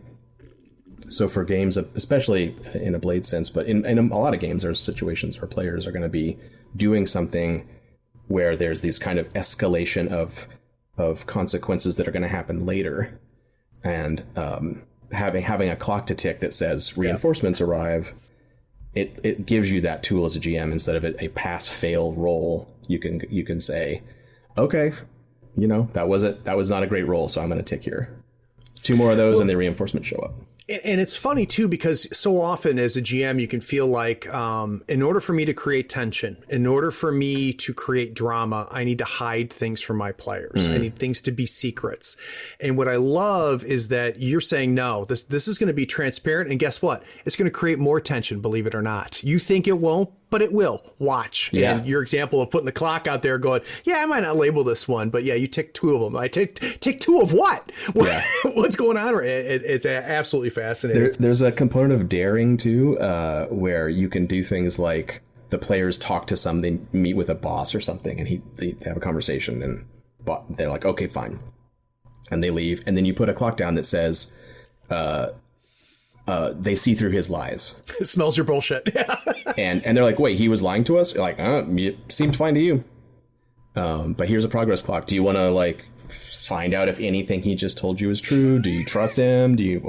Maybe he wasn't lying. I don't know. You seemed to be trusting him. So I'm putting out this clock here, and they could go, wait, whoa, no, nobody lies to us. We're going to get to the bottom of this. Or the other side of it, right? So you have your face character who's really good at deceiving people, right? So that's his or hers go-to. They go, and I'm going to lie to him, and I've got such a high, lie skill that I get away with it every time. We put a clock up there, which is, eventually they're going to catch on, and now we're going to tick it twice because you rolled a 4 instead of a 6, and it's fascinating, John. Absolutely fascinating. So, guys, we're going to take a quick break. When we get back from this break, we're going to talk about a different way that John has unleashed and seen his ideas used in different ways. We're going to talk about how Blades has been hacked, and I'm going to pick his brain because when we're recording this, I'm 2 days away from my first session 1 of running Blades, and I'm scared and I need some advice. So we'll be right back.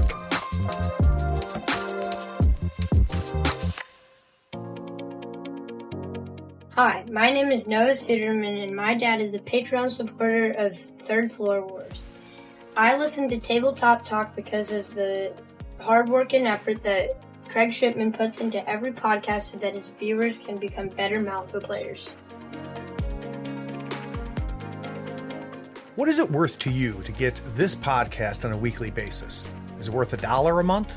$5 a month? $20 a month? If you'd like to help support the work that we're doing here on Third Floor Wars, please go by our Patreon. We're at patreon.com/Third Floor Wars. There you can pledge at any level, any dollar amount. Whatever you give us will help us put out quality content on a regular basis and hopefully make tabletop gaming a little bit better for you every week. Time for a special shout out to our newest patrons. I want to thank Eloy, Robo Rotten, Jacob Suderman, Joshua Hatch, Donald Kroger, John Fox, David Gadea, Anthony Nguyen, and Alexander Moritzen. Because of you and the 100 other plus patrons, I'm able to put out quality content on a regular basis. I appreciate your support.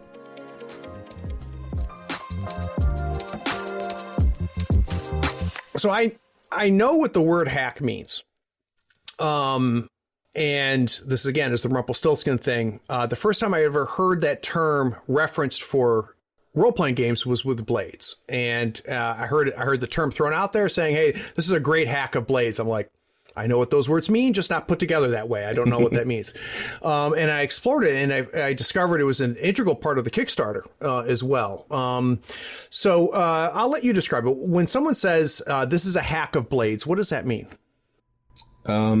Yeah, so in general, hacking has always been part of the role-playing scene. I think from the very beginning, you could argue that the first RPGs are hacks of war games. Yep. And the idea is just taking, rather than starting from a kind of blank page for a game project, you take something that's already existing and you modify bits of it to suit the thing you're trying to do. And that might be extremely simple types of things, like a lot of people in the sort of broader D&D, Pathfinder, Star Wars, Star Trek, the sort of those bigger RPG spaces. You'll see though all the time on their blogs and stuff. They're running Star Trek with D&D, or they're running fantasy with Star Trek or whatever. Yep. They have a system that they love, and they realize, oh, we can just sort of change the names of what the weapons are, and we can change the names of the different classes and things, and we can have this new experience with something that we're already familiar with. And that has always been around. Homebrewing, I would say, is hacking, and I also think it's game design, and just in general. So what you're talking about, the sort of Blades in the Dark hacks, under this umbrella that's branded and named, we call it Forged in the Dark. Right. And there's a system reference document that people can pull all the mechanics from and put in their own games, and it's all Creative Commons licensed, and is a sort of ecosystem of stuff. That is a direct consequence of Apocalypse World, and when Vincent was in the early playtesting stages. I forget how our group came into it. I think we were very early as playtesters. I think Vincent had been running it for a little while in his home group. And the very first session that I ran with Apocalypse World, I hacked it to be in this sort of City of Lost Children kind of setting. So right away... You're a creepy guy, John. I don't know. I like that kind of stuff. So right away I was changing his stuff. And I think a lot of other people were too. And Vincent saw that was going to be a thing. So he launched the Apocalypse World forums right alongside the game coming out, and explicitly encouraged people to start making the science fiction version, whatever. And there was a huge active community on his forum for a long time, and a bunch of cool games came out of that. Even though it wasn't formalized quite the same way, Vincent doesn't have a license and stuff. He just sort of asks permission, and he says yes every time. So it's kind of a very casual, but yeah. There were so many cool games that came out of that, and Monster Hearts and Dungeon World, and like Monster of the Week now, I get mainly because the McElroy brothers have this giant podcast and they play Monster of the Week. Mm-hmm. It's become super popular, and it's a good game. But now there are people, I was working with this young designer who's doing a sort of master's level, and they're producing role-playing games for their master's work at their university, which is amazing to think about. That is amazing, isn't it? But we're talking about Apocalypse World stuff, and I'm referencing this and referencing that, and they're like, I don't know if I've seen that. And I'm like, well, it's in Apocalypse World. They're, oh, no, Monster of the Week's the only thing I know. Like that's the starting point for their understanding. Is this what I consider the sort of later stage hack of Apocalypse World is now kind of the new baseline that people are designing from. So that whole thing excites me a lot, and it happened with my games back on my blog, my little 2-pagers and stuff. I have a game called Lady Blackbird, and there's like 100 hacks of that or something. So I knew that was going to be a thing during the development of Blades. Several of the playtesters, Strash and John LL, who created this company called Off Guard Games, during the playtesting of Blades, they were writing Scum and Villainy, the Star Wars-esque, Cowboy Bebop-esque adaptation, alongside me. And it came out 1 year to the day from the day that Evil Hat published Blades, because they had already had this huge running start. And then exactly 1 year after that, they published Band of Blades, the Black Company military fantasy hack. And so that it wasn't just like people are going to hack this. It was like a publication line was already kind of in place. Amazing. And because of that, the community, the Blades in the Dark Discord especially, has this huge community of really dedicated mentors and hackers and people that help each other do work. And I don't know, there's just dozens and dozens. There's like 50 some Blades hacks out there right now. And it's been really cool to see how the skeleton of what Blades has is adaptable across these various settings and situations. Yep. And at first, everything cleaves very closely to its Bones, which is that kind of get to the action quickly, player-centric, sandboxy, play to find out what happens, open-ended kind of thing. Right. But then Band of Blades comes along and it's like, no, there's a hex map. You play this many sessions or until you die. It's a slow march of running away from this undead army that you can't defeat. It's very regimented. It's very like, it's not sandboxy. I mean, it is in a way, but it's mission oriented. You do this. It's different. Yeah. It's very different. And other hacks have come along. Girl by Moonlight, which is going into production now. It's like a magical girl game, like Sailor Moon style. And everything's flipped on its head. Your school scenes and your normal life scenes all generate stress for you, and then kicking ass as a superhero is how you bleed off your stress. So, oh, that's so cool. It's so good. It's just amazing. And there are a lot of cool mechanics in Girl by Moonlight, but that's just a way of thinking about a hack that unlocks all these different opportunities and ideas. And so I knew that structure would support a lot of action adventure fiction, the way that Apocalypse World does too. Right. And the choosing between the two is really a question of like how kind of group dynamic dependent do I want stuff to be. Apocalypse World, you can legislate a little bit more to the group by the way you write your moves and the way that you constrain outcomes and things. And in Blades, it's more like, hey, everybody's got to get on the same page and work together. And if that's what you're feeling, then it generally is a good way to. Well, and you codify it too, because you call it the conversation. Mm-hmm. And that's something that comes up throughout the whole thing. And this is me being a neophyte. Is that concept of the conversation being codified that way something that was new to Blades, or is that something you pulled from? I expound on it in a way, in a meatier way, I would say, because a lot of parts of Blades are very dependent. Every time you make an action roll, I would say it's very dependent on a bit of a back and forth. But the phrase comes from Apocalypse World. Vincent wrote in the text. I'll never forget it. It was early on when we were first playtesting, and I was flipping through the document, and there's a line where he just says, so, role-playing is a conversation, right? Blah, blah, blah, blah, blah. And I was like, wait, what? And he doesn't really, he sort of expounds on it a little bit, but not a lot. And it just was burning into my mind. Like, of course it is. Like, I say something and you say something back, and you listen to me and I listen to you. And there's a bit in the combat section of Apocalypse World where he says, there's no initiative and stuff, but it's a conversation where in a conversation you take turns, but it's not like taking turns in a board game sense, but you do. I say this and you respond and I respond to you and da-da-da.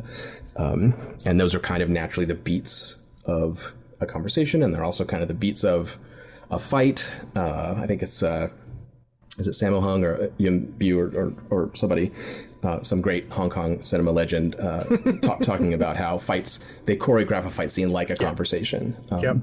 And so all of that stuff crystallized and was a big discussion point in the sort of game design theory circles that I was traveling in at the time, and the things that used to be on forums and they kind of migrated to G+, and then G+ died, sadly. But everyone was really interested in that combination of what we say as real people to each other sitting at a table, and then how during that we are referencing stuff that isn't here with us. We're referencing stuff that's in our imagination, and that sort of triangle of the two of us, and then that imaginary piece. How do we use that to make stuff happen? Well, and it really it reinforces something that I always knew as a player and as a game master, that this was, for me, it was instinctual, and not because I'm smart, just because it's how I like to play. I never did the GM versus player thing, right? It was always like, come over to my house, let's tell a great freaking story. And it like I said, it codifies that, right? And it's interesting. It's based off of that. I just booked Vince and Meg to come on the show today. Awesome. And awesome. You're making me even more and more excited to talk to them. That's fantastic. That's great. Yeah. I'm super excited. All right. So last bit, and then we've got to talk about the new and shiny. In 2 days, I'm going to run my first session of Blades, right? I've done a session 0. People, I've gotten feedback on it already, but I'm excited and nervous. John, you've gotten a sense of how much I know and probably how much I don't know about your game. For me, and more importantly, for people listening that are getting excited listening to this, what's some advice going into it, both for me and maybe for my players? Well, on the internet, I am always kind of a jerk about this, and I say, I wrote a whole book about that, so go and read that. Go and read that. All right, we're gonna go ahead and take a break. But you've been very gracious to have me here to talk about it, so I won't use that answer. I think. And just incidentally, before you go, John, he's not making a joke, guys. And this is something that I loved in the book. Like, there is a chapter for advice for the GM where John is like sitting down with you as the GM and saying, you need to read this. And these are things you need to think about. And then he does the same thing for the players, which is fantastic. So I'm sorry, I didn't mean to interrupt, but like, I don't think people realize that you literally did this. Yeah. I think it's important. It's not always necessary, depending on the audience. And depending on the people's backgrounds and what they've played before and stuff. But I wanted to try to get as much of that out as I could. And there's an amount I can embed in the systems. So if you just use the systems, you're gonna kind of get certain types of play anyway. Yeah. But I also wanted to kind of pull back the curtain a little bit and be like, this is why this is this way, and this is how you should try to use this. But I would say for any kind of like starting a new thing with a new group of people, it's always a little bit nerve-wracking, no matter how many times you've done it. And one thing this happens to me this happened with Monster of the Week this last week when I ran it. Going into it, I'm just like, okay, do I have all my ducks in a row? Did I read the thing? Do I know this? Do I know that? And afterwards, I remember it, and this happens every time. I go, oh right, there's 4 people. It's not me. It's not. I'm not showing up to like put on a performance for these people. Yeah. Everyone at the end, it felt effortless. At the end of the night, we're all high-fiving. We had a great time. Session's over. And I didn't sweat for 1 second because all those people were there to support the thing we were doing. If you common goal. Exactly. If you don't have that, that's a different question. Like how to set up a game group with a group of people that are going to do that work is its own tricky thing, and that has its own solutions and stuff too. Yeah. But if you do have a group that's there to do the thing together, very often that like pre-game jitters thing where like, oh, I don't want to mess it up. You realize I'm one quarter of this equation. And so it's so easy to forget. So easy to forget. Yeah, it really is. And I think it's okay to err on that side, to feel like I need to be prepared and I'm going to be responsible and learn the stuff and be ready to explain things. That's all good to do. But the stress of it, I think it's okay to let that go a little. Just be like, it's fine. We're all going to do it together. We're going to do the little setup. You're going to answer those crew questions. And about halfway through them answering the crew questions, you're going to be like, I know exactly what's going on here. These are their enemies. These are their friends. And those wheels are going to start turning. And then one of the players is going to be like, well, wait a minute. What if they don't know that there are enemies? Can we have it? And then, and you're just going to head off down that road. And everything will be fine. You won't, yeah. Yeah, it's kind of neat. As I've been preparing to run this, I've been going through the rules and trying to, remember this and remember that and how this, because mechanically this is a very different game for me. But I do like the fact that what I'm not doing is figuring out the branching trees. I'm not figuring out like, okay, I know where I'm going to start them, but what if they go this way? Well, I got to be ready for that. And I've got to get this, and stuff. You force me, John, to not be able to do that. Right. I'm glad. Mechanically it's built in there and that's fascinating for me. So guys, we're going to go ahead. I was just going to say, system wise, give yourself permission to, I think I say this in the text, but, if you get into that situation where you're like, oh no, I don't remember exactly, what is that? Either give yourself permission to do, Luke Crane, the game designer who wrote Burning Wheel and Torchbearer and Mouse Guard, I played with him a lot, and he does this great thing when no one knows a rule. He goes, "We get to look up a rule." Like who has a book? Like who can find it first? And everyone's like, "Yay!" And it changes the whole dynamic from like, "Oh no, I have to look up a rule. This sucks." So give yourself permission to do that, but also to just gloss over it and be like, "I don't know. Let's just make a roll for that." And okay, got a 5. Great. Here's what happens. We'll look up the rule later. It's fine. Yep. Blades has a bunch of interconnected stuff and can feel like this like clockwork, and you have to know every part. But it all collapses down to roll a bunch of d6s, pick the highest single die. So if whenever you need to do that, just do that, and don't worry about the details. Excellent. All right, guys, we're going to take a quick break, and when we come back, we're going to talk about John's new baby. We'll be right back.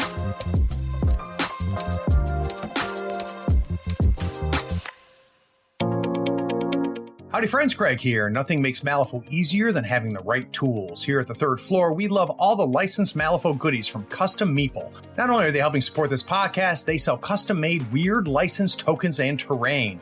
They sell it all. Crew boxes, terrain, markers, tokens, and even a 3x3 full Malifaux board. Custom Meeple sells a complete M3E token set covering every marker and token you need to play. Custom Meeple are the source for the official accessories for Malifaux. Everything is designed by hand and authorized by Weird Games. Check them out at custommeeple.com, that's with one M, or follow the link in the show notes. Up your Malifaux game and be sure to tell them Craig from the third floor sent you. If you use the promo code Third Floor Friend, all one word, THIRDFLOORFRIEND, you'll get a 5% discount and help support the podcast. It's valid on everything except retail products and playmats. So during the break, I had to go with John about how to pronounce this, and it's a Greek word. It's AGON is how he pronounces it, and it's the newest thing that we've gotten from Mr. Harper, and we're gonna delve into it. I've read it, have not played it, or like literally just read it once. And there's sense of Blades of the Dark in there. So let's start off with just a simple elevator pitch. If someone says, "What is this game?" What do you say? AGON is a game about legendary heroes in a mythic age that are lost among strange islands and have to curry the favor of the capricious gods to find their way back home again. Which has some roots, right? Yeah, that setup may sound familiar to people who like the beginning of Fiction. Yeah, it's an oldie but a goodie. So where did this start? Like, at what point did you go, huh? So this is the second edition of the game, which was just published. The Kickstarter was last year, and the books came out this summer. There was a little bit of delay in the production for, some reason, some things happening in the world. But the first edition was in 2006. And I didn't realize it was that old. Yeah. It was another one of those games where I had an idea. I brought it to the game group. We played it. Everyone had a blast. And instead of it being weekly, I think we played it 3 times that week. So I went home and changed it, and we played, and it was this rapid iteration. And in about 7 weeks from that night, I was at Gen Con selling the books at the Forge booth, and wow. It was this really tight thing that just came together. And it was an idea of taking the kind of one-upsmanship dickishness of the heroes in the Iliad that are just constantly squabbling over the loot from the dead people there that they've found. Take that idea of heroes first among equals, striving together to do a thing, but kind of squabbling amongst themselves. Try to make a game that was very PvP focused and had a actual game system that the players could use to battle each other for glory. Sure. So it came together, and it was fun, and it was a hit at the booth that year. I ran 20 demos or something, and a group started a yearly competition at Gen Con. They had a trophy and stuff, and I think they might still do it. I think the last real Gen Con they actually did still have that going, but it was an experiment. It was just kind of, can we do something really different? Let's have a PvP focused RPG. Will that be fun to do? And Robin Laws published a game called Rune around the same time that was based on the video game, Viking video game, with very similar idea, like player versus player. You have like a score sheet. And so it was in the air, kind of, I think. But I moved on from that, and it was always been available for sale and had its fans. But as a designer, that's kind of a long time ago. 2006. So after Blades, I was talking with the people at Evil Hat, and my dear friend Sean Nittner is the director of projects there, and they were like, well, do you want to do another project together? Let's publish something new. And I'm like, yeah, I've got a bunch of irons in the fire right now, but nothing is ready to go. And Fred's like, I always really liked Agon. We could do a second edition. We'll get someone else to like clean it up and write a new version. And you don't have to be involved really. And we just want to publish, something on your catalog. And great. So long story short, I won't get into all the details there. It was fine, but ultimately what happened was that cleaned up version of the game was not what we wanted at all. Oh, no kidding. And so, just because it was Sean and I, we were playtesting it together. Right. And he's run a bunch of it. And so he was a perfect candidate to try it out. And I was playing in the game. And the first island we did took 3 sessions to finish. And we were just looked at each other and we're like, this is not where we are anymore as players. Like this doesn't excite me. Why was that, John? It was too procedural, too caught up in the nitty gritty moment to moment action of the game. And that stuff was there to facilitate the type of competition that the game wanted. Right. But the square by square combat, moment to moment attack roll damage stuff. Yeah.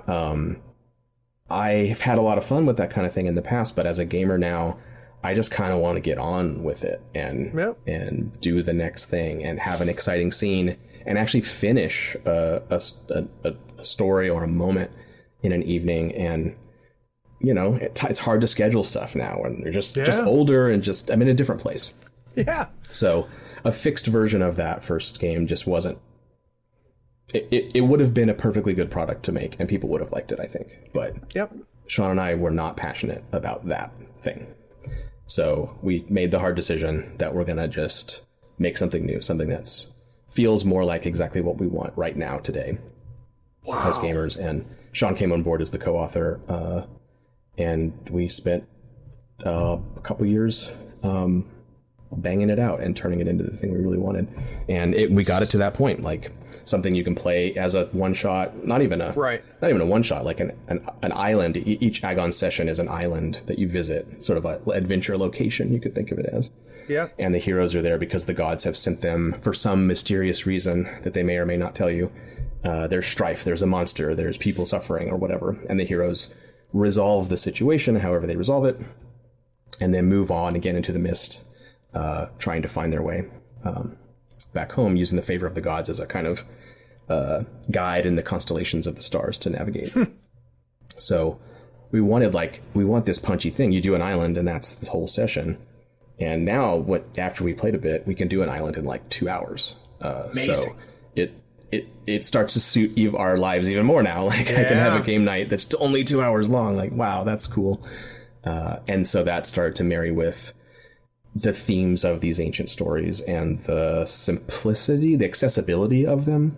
And that led us to think, well, maybe this is a good game for beginners, especially beginner GMs. Maybe we can write something that's less intimidating, a book that's really slim and not a huge chore to read, and a game that has very simple mechanics that you roll once and you're done. And so it all kind of started to shift away from this really detailed, nitty-gritty PvP thing that it was before to this kind of breezy, quick, light experience that you could knock out real fast, and maybe as a place to bring in new gamers to something that's less intimidating and also very familiar as a baseline. Right. It's hard to mess it up. You don't need to know a bunch of lore about the setting. You don't need to know a bunch of details about characters and stuff. You can just jump in and play.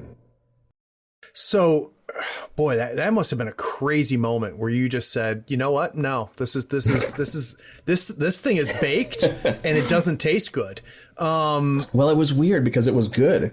That version of the game was quite good. But it just wasn't the flavor you wanted. I wasn't excited to do it. It felt like punting, kind of like this is fine. People will like this. Yep. But I don't know. I wanted to be excited. So the next morning, so you make that freaking decision, right? You wake up the next morning, and what does that start off with? Like, what do you throw out? What do you say? This is sacred. I want to keep, or I like this idea, but not how it's executed. Like, how do you start that process? The first part is, hey, Evil Hat, you know how you had a publishing schedule figured out? That's not happening. Don't forget, I saw a lot of blades. Yeah, but no, they're fantastic partners, and they were 100% supportive, and we're like, just go do whatever you got to do. So that was great. That was step one. No because kidding. I mean, ultimately, I guess if Fred, I mean, this is Fred's business. Like if he had said no, we're gonna publish the revised one. We gotta pay the bills here. I probably would have said, yeah, okay, you're right, you know. So Fred, if you're listening, we have a really good equitable partnership there. Right. But I would have been sympathetic if it was a need or something. We could have had a different conversation, but that's not what happened. He was like, yeah, cool, let's go. Wow. So that was great. And then I bet it was. Yeah. Then it was a process of. Well, initially, Sean was still kind of like in this sort of director role at that point. He had gone through the painful process for him of running this game and was like, oh, God, there's just so much to track. And, so he was also kind of the impetus there. But at the beginning, it was just on me. Like, okay, if you're not going to do this version now, like, make something else, John. Like, figure it out.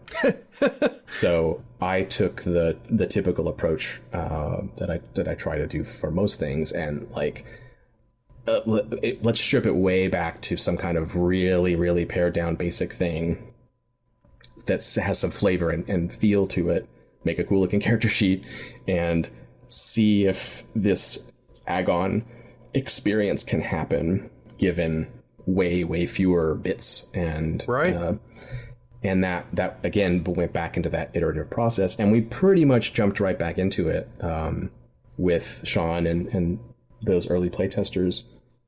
We were very fortunate that various factors resulted in him like being in Seattle several times in a row for other reasons, and so we were able to like get groups together in real life and play. And we had a whole weekend where we played for like 3 days straight, and wow, it really helped that process. And we also brought on some of the early playtesters were either extremely knowledgeable kind of playtesting people, user experience people, or were very, very deeply knowledgeable about the sort of poetry origin stories of the Odyssey and the Iliad, and what they meant and why they were written the way they were, and is this thing honoring that, or is it fighting against it, or those type of considerations. We had sort of experts in both. I don't know, this seems too confusing, you're overwhelming me with data, gamer nerd. And we also had like, that's not really how they thought about that. Do we need to have something more thematic here? Interesting. And so given that organization of people, Sean being a great designer and sort of project manager, me as a game designer and graphic artist, UX person, thematic person, sitting at a table, debriefing, it took things, it accelerated the master. It probably would have taken a lot longer to get somewhere from where we were. And right away during those early playtests, we got to something that looks a lot like the current game. Got it. But it had all kinds of cruft and troublesome systems and numbers that were wrong, and all those things you have to play to kind of grind off. So it took a long time, a year or so after that, through playtests, And until I put on a local con here in Seattle called Go Play Northwest, and there was a infamous evening where Sean had run the game, and I came in and was like, "So, how did it go?" And everyone kind of was like, not well." Oh, and this was after, I don't know, 10 months or something, and we were feeling really good about it, and so we had this like 4-hour conversation till 3 a.m. with everybody, like breaking it all down and exactly where it was failing. And it didn't take very many changes. It was just these little procedural things that were making stuff hard, and we ironed them out. And it was I don't know, I feel like that whole process was this magical, a very serendipitous set of people that happened to come into contact with the game before it was published, that had the exact right sort of point of view on what was being done to steer the ship back where it needed to go. What's fascinating hearing this, John, is that as how similar your story about this is to what I've heard miniature game designers talk to me about, which is they have an original vision and the feel that they want, right? The sense of, I know how I want this to feel when it's happening. And then they wander, and a layer gets put in here, and a piece of tape gets put there. Yep. And then all of a sudden they look back and go, well, what the hell happened? And I'm fascinated how different people gut check themselves through that. So did you find was that your big gut check where you go, well, boy, we wandered? Or like, what happened? How did you get there to where you walked into that room and you realized that there was a bunch of burrs that needed to be sanded? That was the result of a complete overhaul, essentially, before the con. We had a certain version of the game up to that point, and I wasn't loving it yet, and there were things about it that I didn't like, and I was like, I'm just going to change. I'm going to touch everything. I'm going to do the worst playtest thing you can do, right? You should change one thing and see how it... I just implemented like 10 different changes all at once, and it just crashed completely. No kidding. But it did that when you're talking about that feel and what we wanted. It was a good test because everything that the players were saying, like, I didn't like this thing didn't work, that's fine feedback. Like that's good enough from a playtester. And usually, if I forget who said this, but like if someone tells you how it felt to use the mechanic, you should always believe them. And when they tell you how to fix it, you should never believe them. That is so true. And I'm going to use that, John. That's good. I forget. I heard that from Luke Crane. I don't know if he coined that, but it's very handy. But in this particular case, they would still say, like, right, if it worked like this, I mean, I think that'd be better. And that was the previous way. That's how it had worked before this overhaul. And that didn't happen in all cases, but there were several of those where I was like, yeah, okay, we need to trust it and trust what's there, and not overdo it and not overwhelm, and pull it. And so after that, we were still in the same vector for like feel and how we want short sessions, we wanted punchy conflicts. Yeah. All our goals were the same, but we sort of were like, well, I think it's okay. Let's see how much we can take off now, how many things we can pull off. And the game got simpler and simpler and simpler until it went up to production. We were in the final days, we were just like minimizing instead of adding stuff. Yeah. So here's what's interesting as I hear this, John, is, all right, there's, you have the game before the con, and it just, something's wrong, right? Something's off, and you say, F it, I'm going to just dive in, I'm going to change 7, 10, 15 things, and I'm going to throw it out there. But that was an honest feeling you had before the con, like something's off, right? Yeah. And then we fast forward to afterwards, and you're telling me that a lot of things got pulled back, right? Yeah. Like, so when you skip the middle, what was different between the moment before the con and when you were finally happy with it? What made the feel work? The main thing, it's the mechanic I think that people talk about the most now. who've played the game, and it seems so essential. It's hard to believe that it didn't just work this way from the very beginning. Yeah. In Agon, you everything asterisk, almost everything is a one roll conflict. There's a situation arises. You've offended the court by overstepping your bounds as visitors. You get exiled from the island, and the heroes go, no, hang on. Let's have a contest of arts and oration. I will ply them with honeyed words and appeal to the gods or to tradition or whatever. And we go, okay, fine. It's a contest. All the heroes can participate. But stakes are, like, you stay or you're exiled. Like, that's it. It's just one roll. It's all decided. And that we really wanted that. We wanted this high stakes moments where, because everything in Agon is for glory. You have an actual glory score card. I know you know this because you've read it, but you have a glory score tracker on your character sheet. And as your glory increases, the value of the die that's associated with your character's name gets bigger and bigger. So your name carries more weight in your contests because of your glory. And so the higher the target number essentially in a contest, the more glory it's worth. So we don't want to roll for stuff to just do a thing, to like pick a lock or whatever, because that's not glorious. We want each conflict to be the story of the thing, which is why your character's getting the glory. The time you stood up to tradition on the Isle of Nemos, and even the king admitted his fault or whatever. So one roll contests we always wanted that. We didn't always want it. We came to that and realized that was a good idea.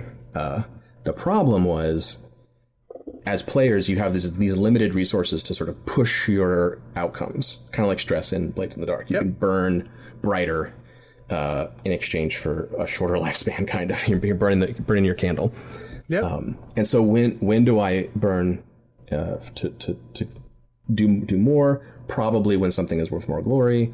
But like, if I do that, like if we roll the dice and I see that I'm losing, I can be like, I'm gonna burn, and then someone's like, well, if you're burning, then I'm gonna burn, and well, if you're both burnt, then and like, now everything's a total mess because like, wait, a second ago you lost, but now you're the best. Oh wait, but now you're not the best because the person who was in second now has leapfrogged you, and like, what is happening? So we had all these things you could do after the roll. It was just a mess, and so. After that Go Play experience, that was the main point of friction. There was a lot of stuff orbiting around that, but it was just like, all we wanted was to have, like, say exciting stuff in these exciting moments, and it became this slog of procedural, when do I talk, and what's my actual result, and it was total mess. Yeah. So we finally got to that point of total exasperation, and I think I was running. At the same time, I was running my hack of Agon, which is Storm Furies, which is like Battlestar Galactica fighter pilots. And I was running on the side, like trying out different things in that little side game. And we hit on this idea of nothing after the roll. If you want to burn stuff, you burn stuff ahead of time. You got to go in, push your chips in before we show the cards, so to speak. And then after the roll... before the roll, you don't say what your character does. You say, I'm in this contest, and I'm in because I am fleet-footed Adrastos, beloved of Hermes. And so as you say that, I take my name die, I take my Hermes die, take my fleet-footed, and I'm in. But I don't say what I do. Right. Everybody does that. We all roll. And then that's both our outcome versus the Strife player versus the GM. For winners and losers, and it's also the initiative order. So this was the thing that solved the problems for us, where you start at the bottom, and the people who have suffered, who failed, they say what they did in the contest, and the results, how they fell short, or how they are actually the best archer, but Hera knocked aside their arrow at the last second because she's mad at them. Or they narrate their failures however they want, and then you go up to the characters that succeeded, but weren't the best, and they contribute, I did this, I did that, I pinned him down while you did blah, blah, blah.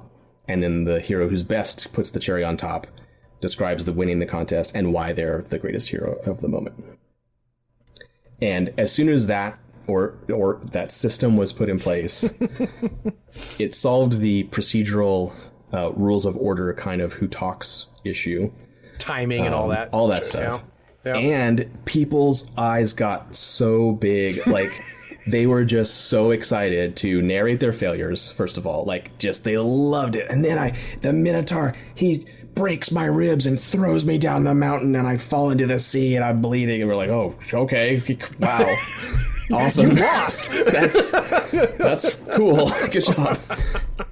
But then just not only being best and getting the greater share of the glory, mechanically, that's a benefit for your character. Right. But having the final say is just so satisfying. Yeah. And we just saw people's eyes light up, and just everyone's talking, and they're just waiting. They're like, "Okay, yeah. You talk, okay, yeah, right. You do a cool wall so run, awesome. And you do a backflip with your guy. You just wait. I got the thing." And that was the secret, and because the Go Play group had such a bad time with that part of the game, that part of the game ruined it for them. And we were like, we have to kick all this stuff away, and that part of the game needs to be the best part of the game. Right. So, fortunately, it fell apart for them, and they gave us this real wake up call to make that sing. And I think it's the best thing about AGON, honestly. It's the most fun thing at the table is that process. So, when did you see it work? John, so you're doing iteration after iteration. You're stripping away. You've got the bad memory of the convention yeah. and the looks on their faces when you walked in the room, and then we cut to you seeing it work. Like, how close was that? How much time has passed? What made you know I did it? I got it. I captured it. It was a while. Was it back and forth with me and Sean? It would have been at least a few weeks or maybe a month, because we didn't play anything right away. I had another side group. The other main touchstone for AGON, besides Xena and the Odyssey, is the Fast and the Furious franchise. Okay. For various reasons, but one could argue they're the modern equivalents of those heroes, but also their total disregard for gravity and physics is an important component sometimes in action stuff. So we wanted to highlight that. So I was running a side game that was set in that hack, where there are Fast and Furious underworld street racer criminal people called Ride or Die. And that hack was being worked on along with Storm Furies and AGON at the same time, basically just to try out different methods. Like, what if you had an island that was just, a bunch of pre-made contests? What if you had, these just trying out different stuff? Yep. So that we had a weekly, or not weekly, but regular Ride or Die game. And the next one came around a little bit after Go Play ended. So between those 2 points, I forget the details. We worked on changing it up in some way, and then at that next Ride or Die session, we did it. And the cherry on top thing, with the player describing jumping their car onto the roller coaster track at the amusement park and driving on the track to catch up to the bad guy and coming off and crashing into him, and it was very satisfying and.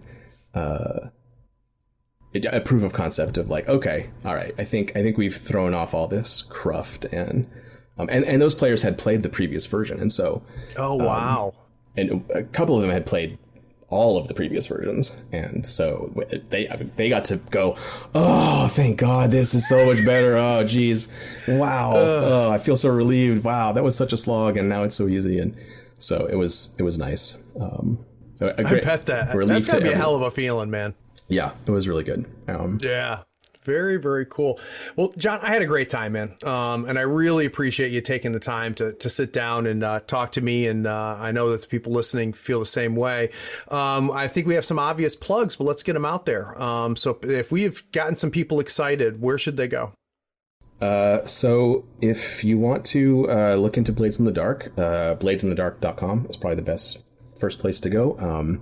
You'll see there links to various places where you can purchase the game. It's on drive-thru, it's on itch, it's on Evil Hat's site.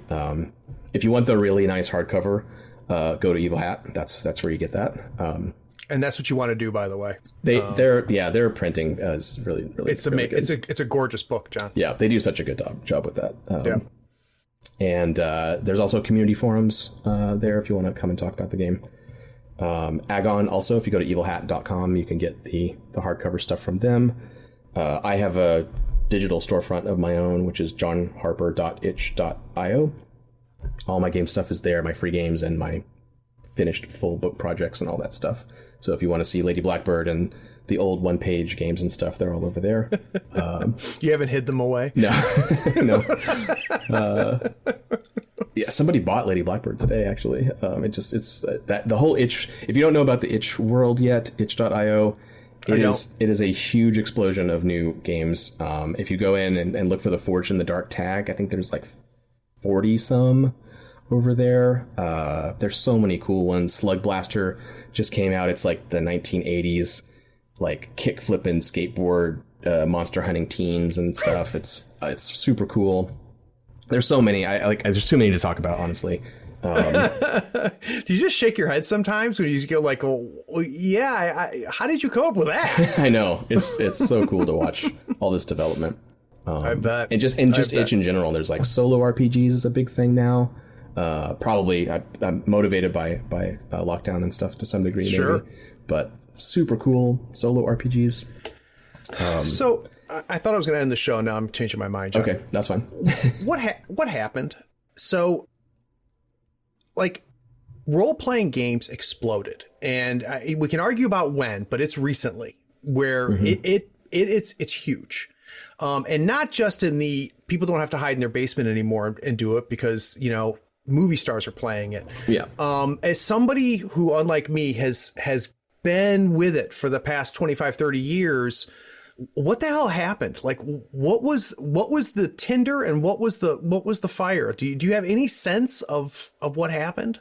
I have a hypothesis. I don't know. I'm sure some good scholarly work will be done in the future to really nail down that's happened 40 years later with some D&D stuff. There's been some really good scholarship. Playing at the World is a really interesting book about the origins of early D&D and stuff that followed it. And I'm sure we'll get that for this. But I have a friend who, one of the playtesters actually, for Agon and for other stuff, Blades as well. And her life cycle as a gamer was she watched a Twitch stream of people playing live on Twitch on like a Friday, and she ran D&D for her friends on Twitch on Monday.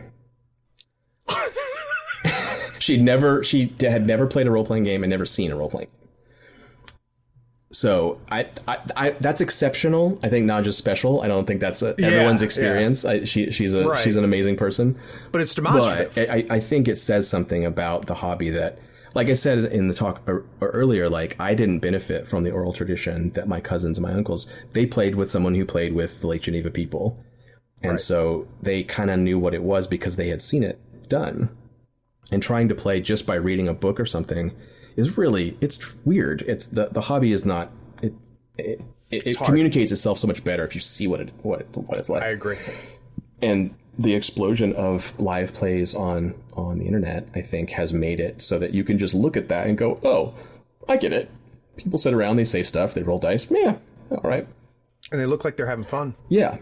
I do still think there's a barrier when you actually sit down. If you say you are really excited about this cool group of very skillful players with high production values and stuff, and then you have to like file your taxes to make a character. That puts the brakes on really hard for some people, and for others they're like, ooh, this is even more interesting. But for the people that are just super turned off by that process, I think that also kind of helps explain this huge blossoming of games that are very, very not D&D, I guess, to use a easy example.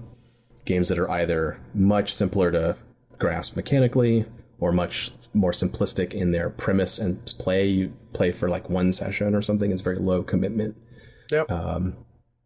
And that combined with people who went through that process, that kind of like learn and then play immediately thing, like Naja, realizing, oh, I have something to say as a creative. You know, maybe I'm a poet, maybe I'm a writer, maybe I'm a painter, whatever. And this is a great medium for me to say that. I thought I was going to write a novel or something, but actually this would be a really cool little RPG project or a little zine. Interesting. Or whatever. And I think that aspect of it has also paralleled the explosion of just general play. The number of players is possibly more than it's ever been in the history of gaming. It has to be, John. Yeah, it absolutely has to be. I would think so. Yeah.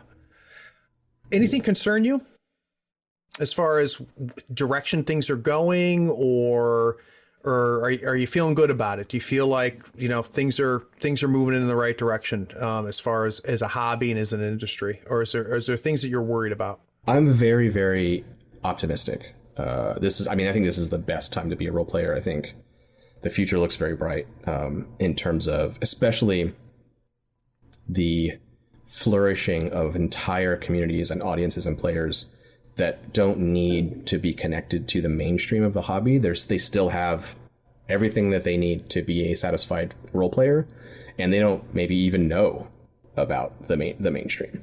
Right. I think that's cool. I do think the mainstream needs to really hustle to even tread water at this point. Like, I feel like they're the bigger game tent poles, like in the next few years, they're going to have to do some work to, if they want to keep the audience they've grabbed especially with audiences that are outside, not under their umbrella, you know. Right. The day that Critical Role, for whatever reason, if they decide like, anyway, we're not playing D&D anymore, like Wizards is just going to be like, well, crap, that sucks for us, you know. They still have D&D and everything, but obviously there's a lot of mojo there with that group, and they so happen that they play D&D, but they could do otherwise, and that's going to shift that audience to whatever that other thing is, their own game or whatever. And I think those tentpole people need to look at that and be worried a little bit, and maybe try to think like, well, maybe we need to adapt, maybe we need to change, and not necessarily continue to sell to the audience that we've always had. But it's tricky because like those people still want the thing that they have. So I don't know. In the indie space, I think things are going really well. The diversity of voices is really great. It could be better, but it's way better than it used to be. Well, John, I had this conversation today because I come from the miniature gaming world, and you don't see the level of inclusion and diversity in miniature gaming that you see in RPGs. I was talking to my wife about it, and she had her theories of why that is. So that's a hats off, I think, to the RPG community and to the concept, right? That it is built to be inclusive and built to create cells that can enjoy and make it theirs. But of course it could be better. There's no question. Yeah, it is kind of it's one of those tough things, because you're like, well, this is great because it's like 1,000 times better than it used to be. Right. But also at the same time, it's at square one. So there's I don't know. Like I said, I'm very optimistic, and I think we'll continue to see a lot of flourishing in that space. And the question will be, is the RPG hobby as a thing going to be defined by these big monolithic brands in the future? And I don't know. I think maybe not, but generally that's how things work in our current system. So we'll see. But I have several friends that I've met through indie RPGs in the last even like 5 years who came into the hobby completely outside of that ecosystem of Hasbro or whoever, and are perfectly happy gamers, and all they do is play like these really niche indie games where you pretend to be a flower or whatever, and it's great, and they're very well satisfied, and they have 100 different games to choose from. So I love that. I think that we need to support that, and it will. One of the other big hurdles here is as a marketplace gets bigger and bigger and bigger, how do you get eyeballs on your work? And very often things circle back around. It happened to the early indie games, like you're like Castle Falkenstein, or like that era, Unknown Armies, that kind of period where everyone's like, yeah, we're self-publishing, and then they're like, it's nice to have a publisher though. That was good for us. And people start to realize why those things exist. So all those pressures, I think, are going to happen again and again and again and again. But the good news is we don't just have a dozen RPGs that are all written by dudes. And so I feel good. I think the future does look bright. Well, that makes me happy, man. All right, John, I'm really ending the show now. I do appreciate it, my friend, and we got to come up with another excuse to have you back on. I would love that. Yeah, this has been great. All right, man. Take care. And for those of you that stuck around to the end, thanks for listening. Be sure to follow us on Facebook, Twitter, YouTube, and Twitch so you don't miss the avalanche of content we create. Links are in the show notes. Be sure to check out our shop on thirdfloorwars.com for the latest in gaming apparel and gear. There you'll also find the latest information for the US FOE Tour. Find out where you rank in your conference or even in the entire United States. Get those models built, painted, and ready so we can see you at the next US FOE Tour Masters event. Please take a moment to write a review of this pod on your favorite platform. Rating and reviewing helps us find more listeners almost as cool as you are. Be sure to share this feed with all of your friends who love tabletop gaming. Thanks for listening. Howdy folks, Craig here. Now if you love gadgets as much as we do, you're going to love the new Third Floor Wars Gadget Bundle from Schooner Labs. Branded with the logo of your favorite podcast, it comes with 2 measuring multi-tools, a compass stepper for those tight and important movements, along with a compact dashboard to track your turn, strat, and scheme scoring along with your soul stones and pass tokens. It is the perfect bundle for anyone who plays Malifaux or just wants to look cool while doing it. The link is in the show notes. Check them out and help support your favorite gaming podcast.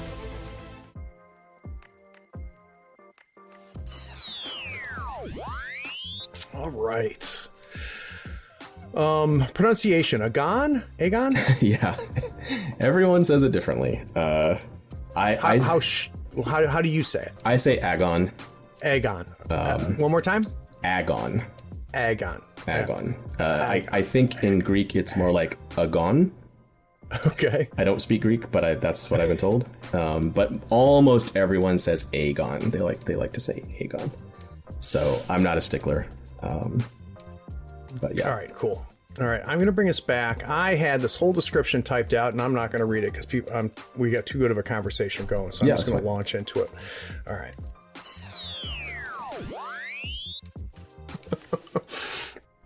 John, this is going much longer than I anticipated, so if just yell if we go too far. My schedule's open, so okay. All right.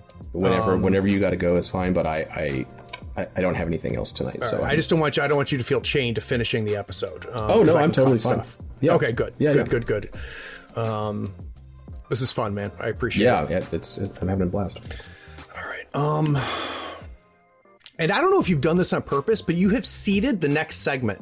So like when we talked, you like hinted at the I like to be in the middle of the action. We were talking about what you like to play. And then we talk about blades. And then you talk about how great it is to see my stuff being used different ways. And now we're going to talk about hacks. It's pretty funny.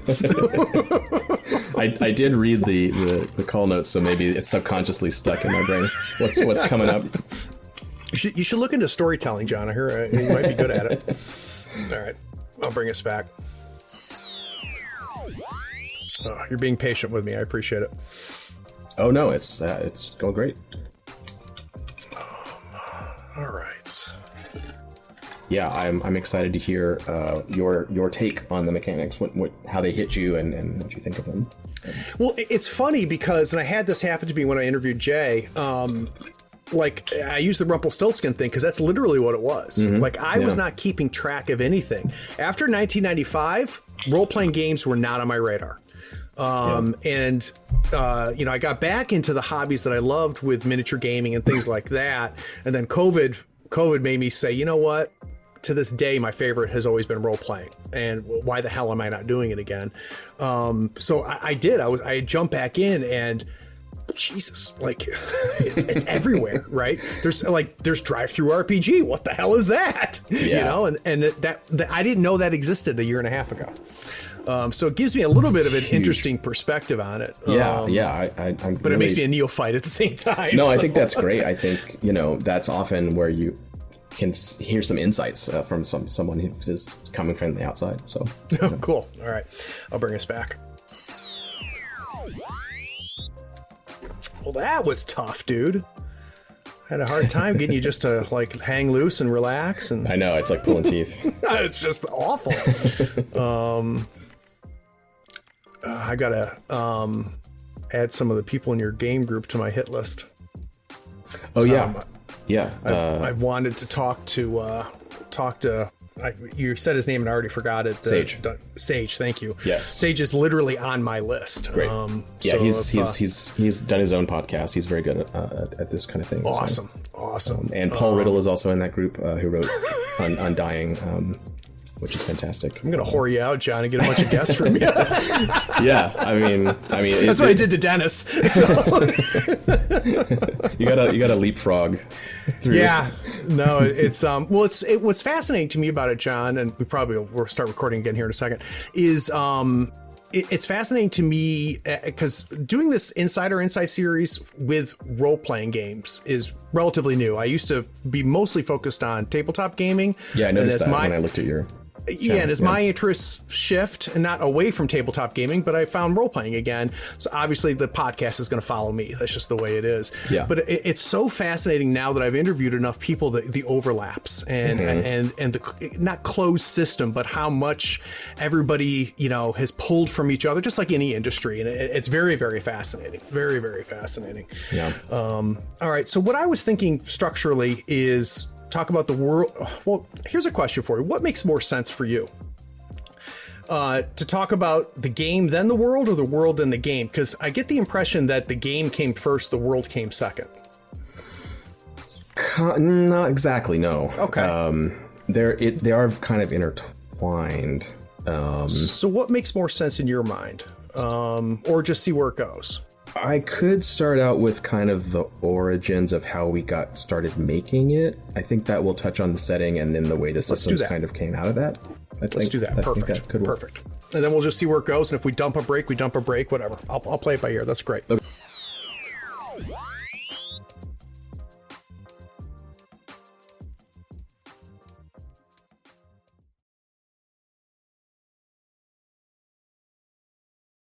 Hey.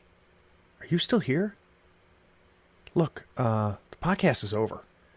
And you sat through all of the breaks and bloopers? Well, I mean, if you're here, you might as well run over to patreon.com and become a supporter. Don't forget to rate and review this podcast too while you're at it, on whatever platform you're listening to. I do appreciate you sticking around. Take care.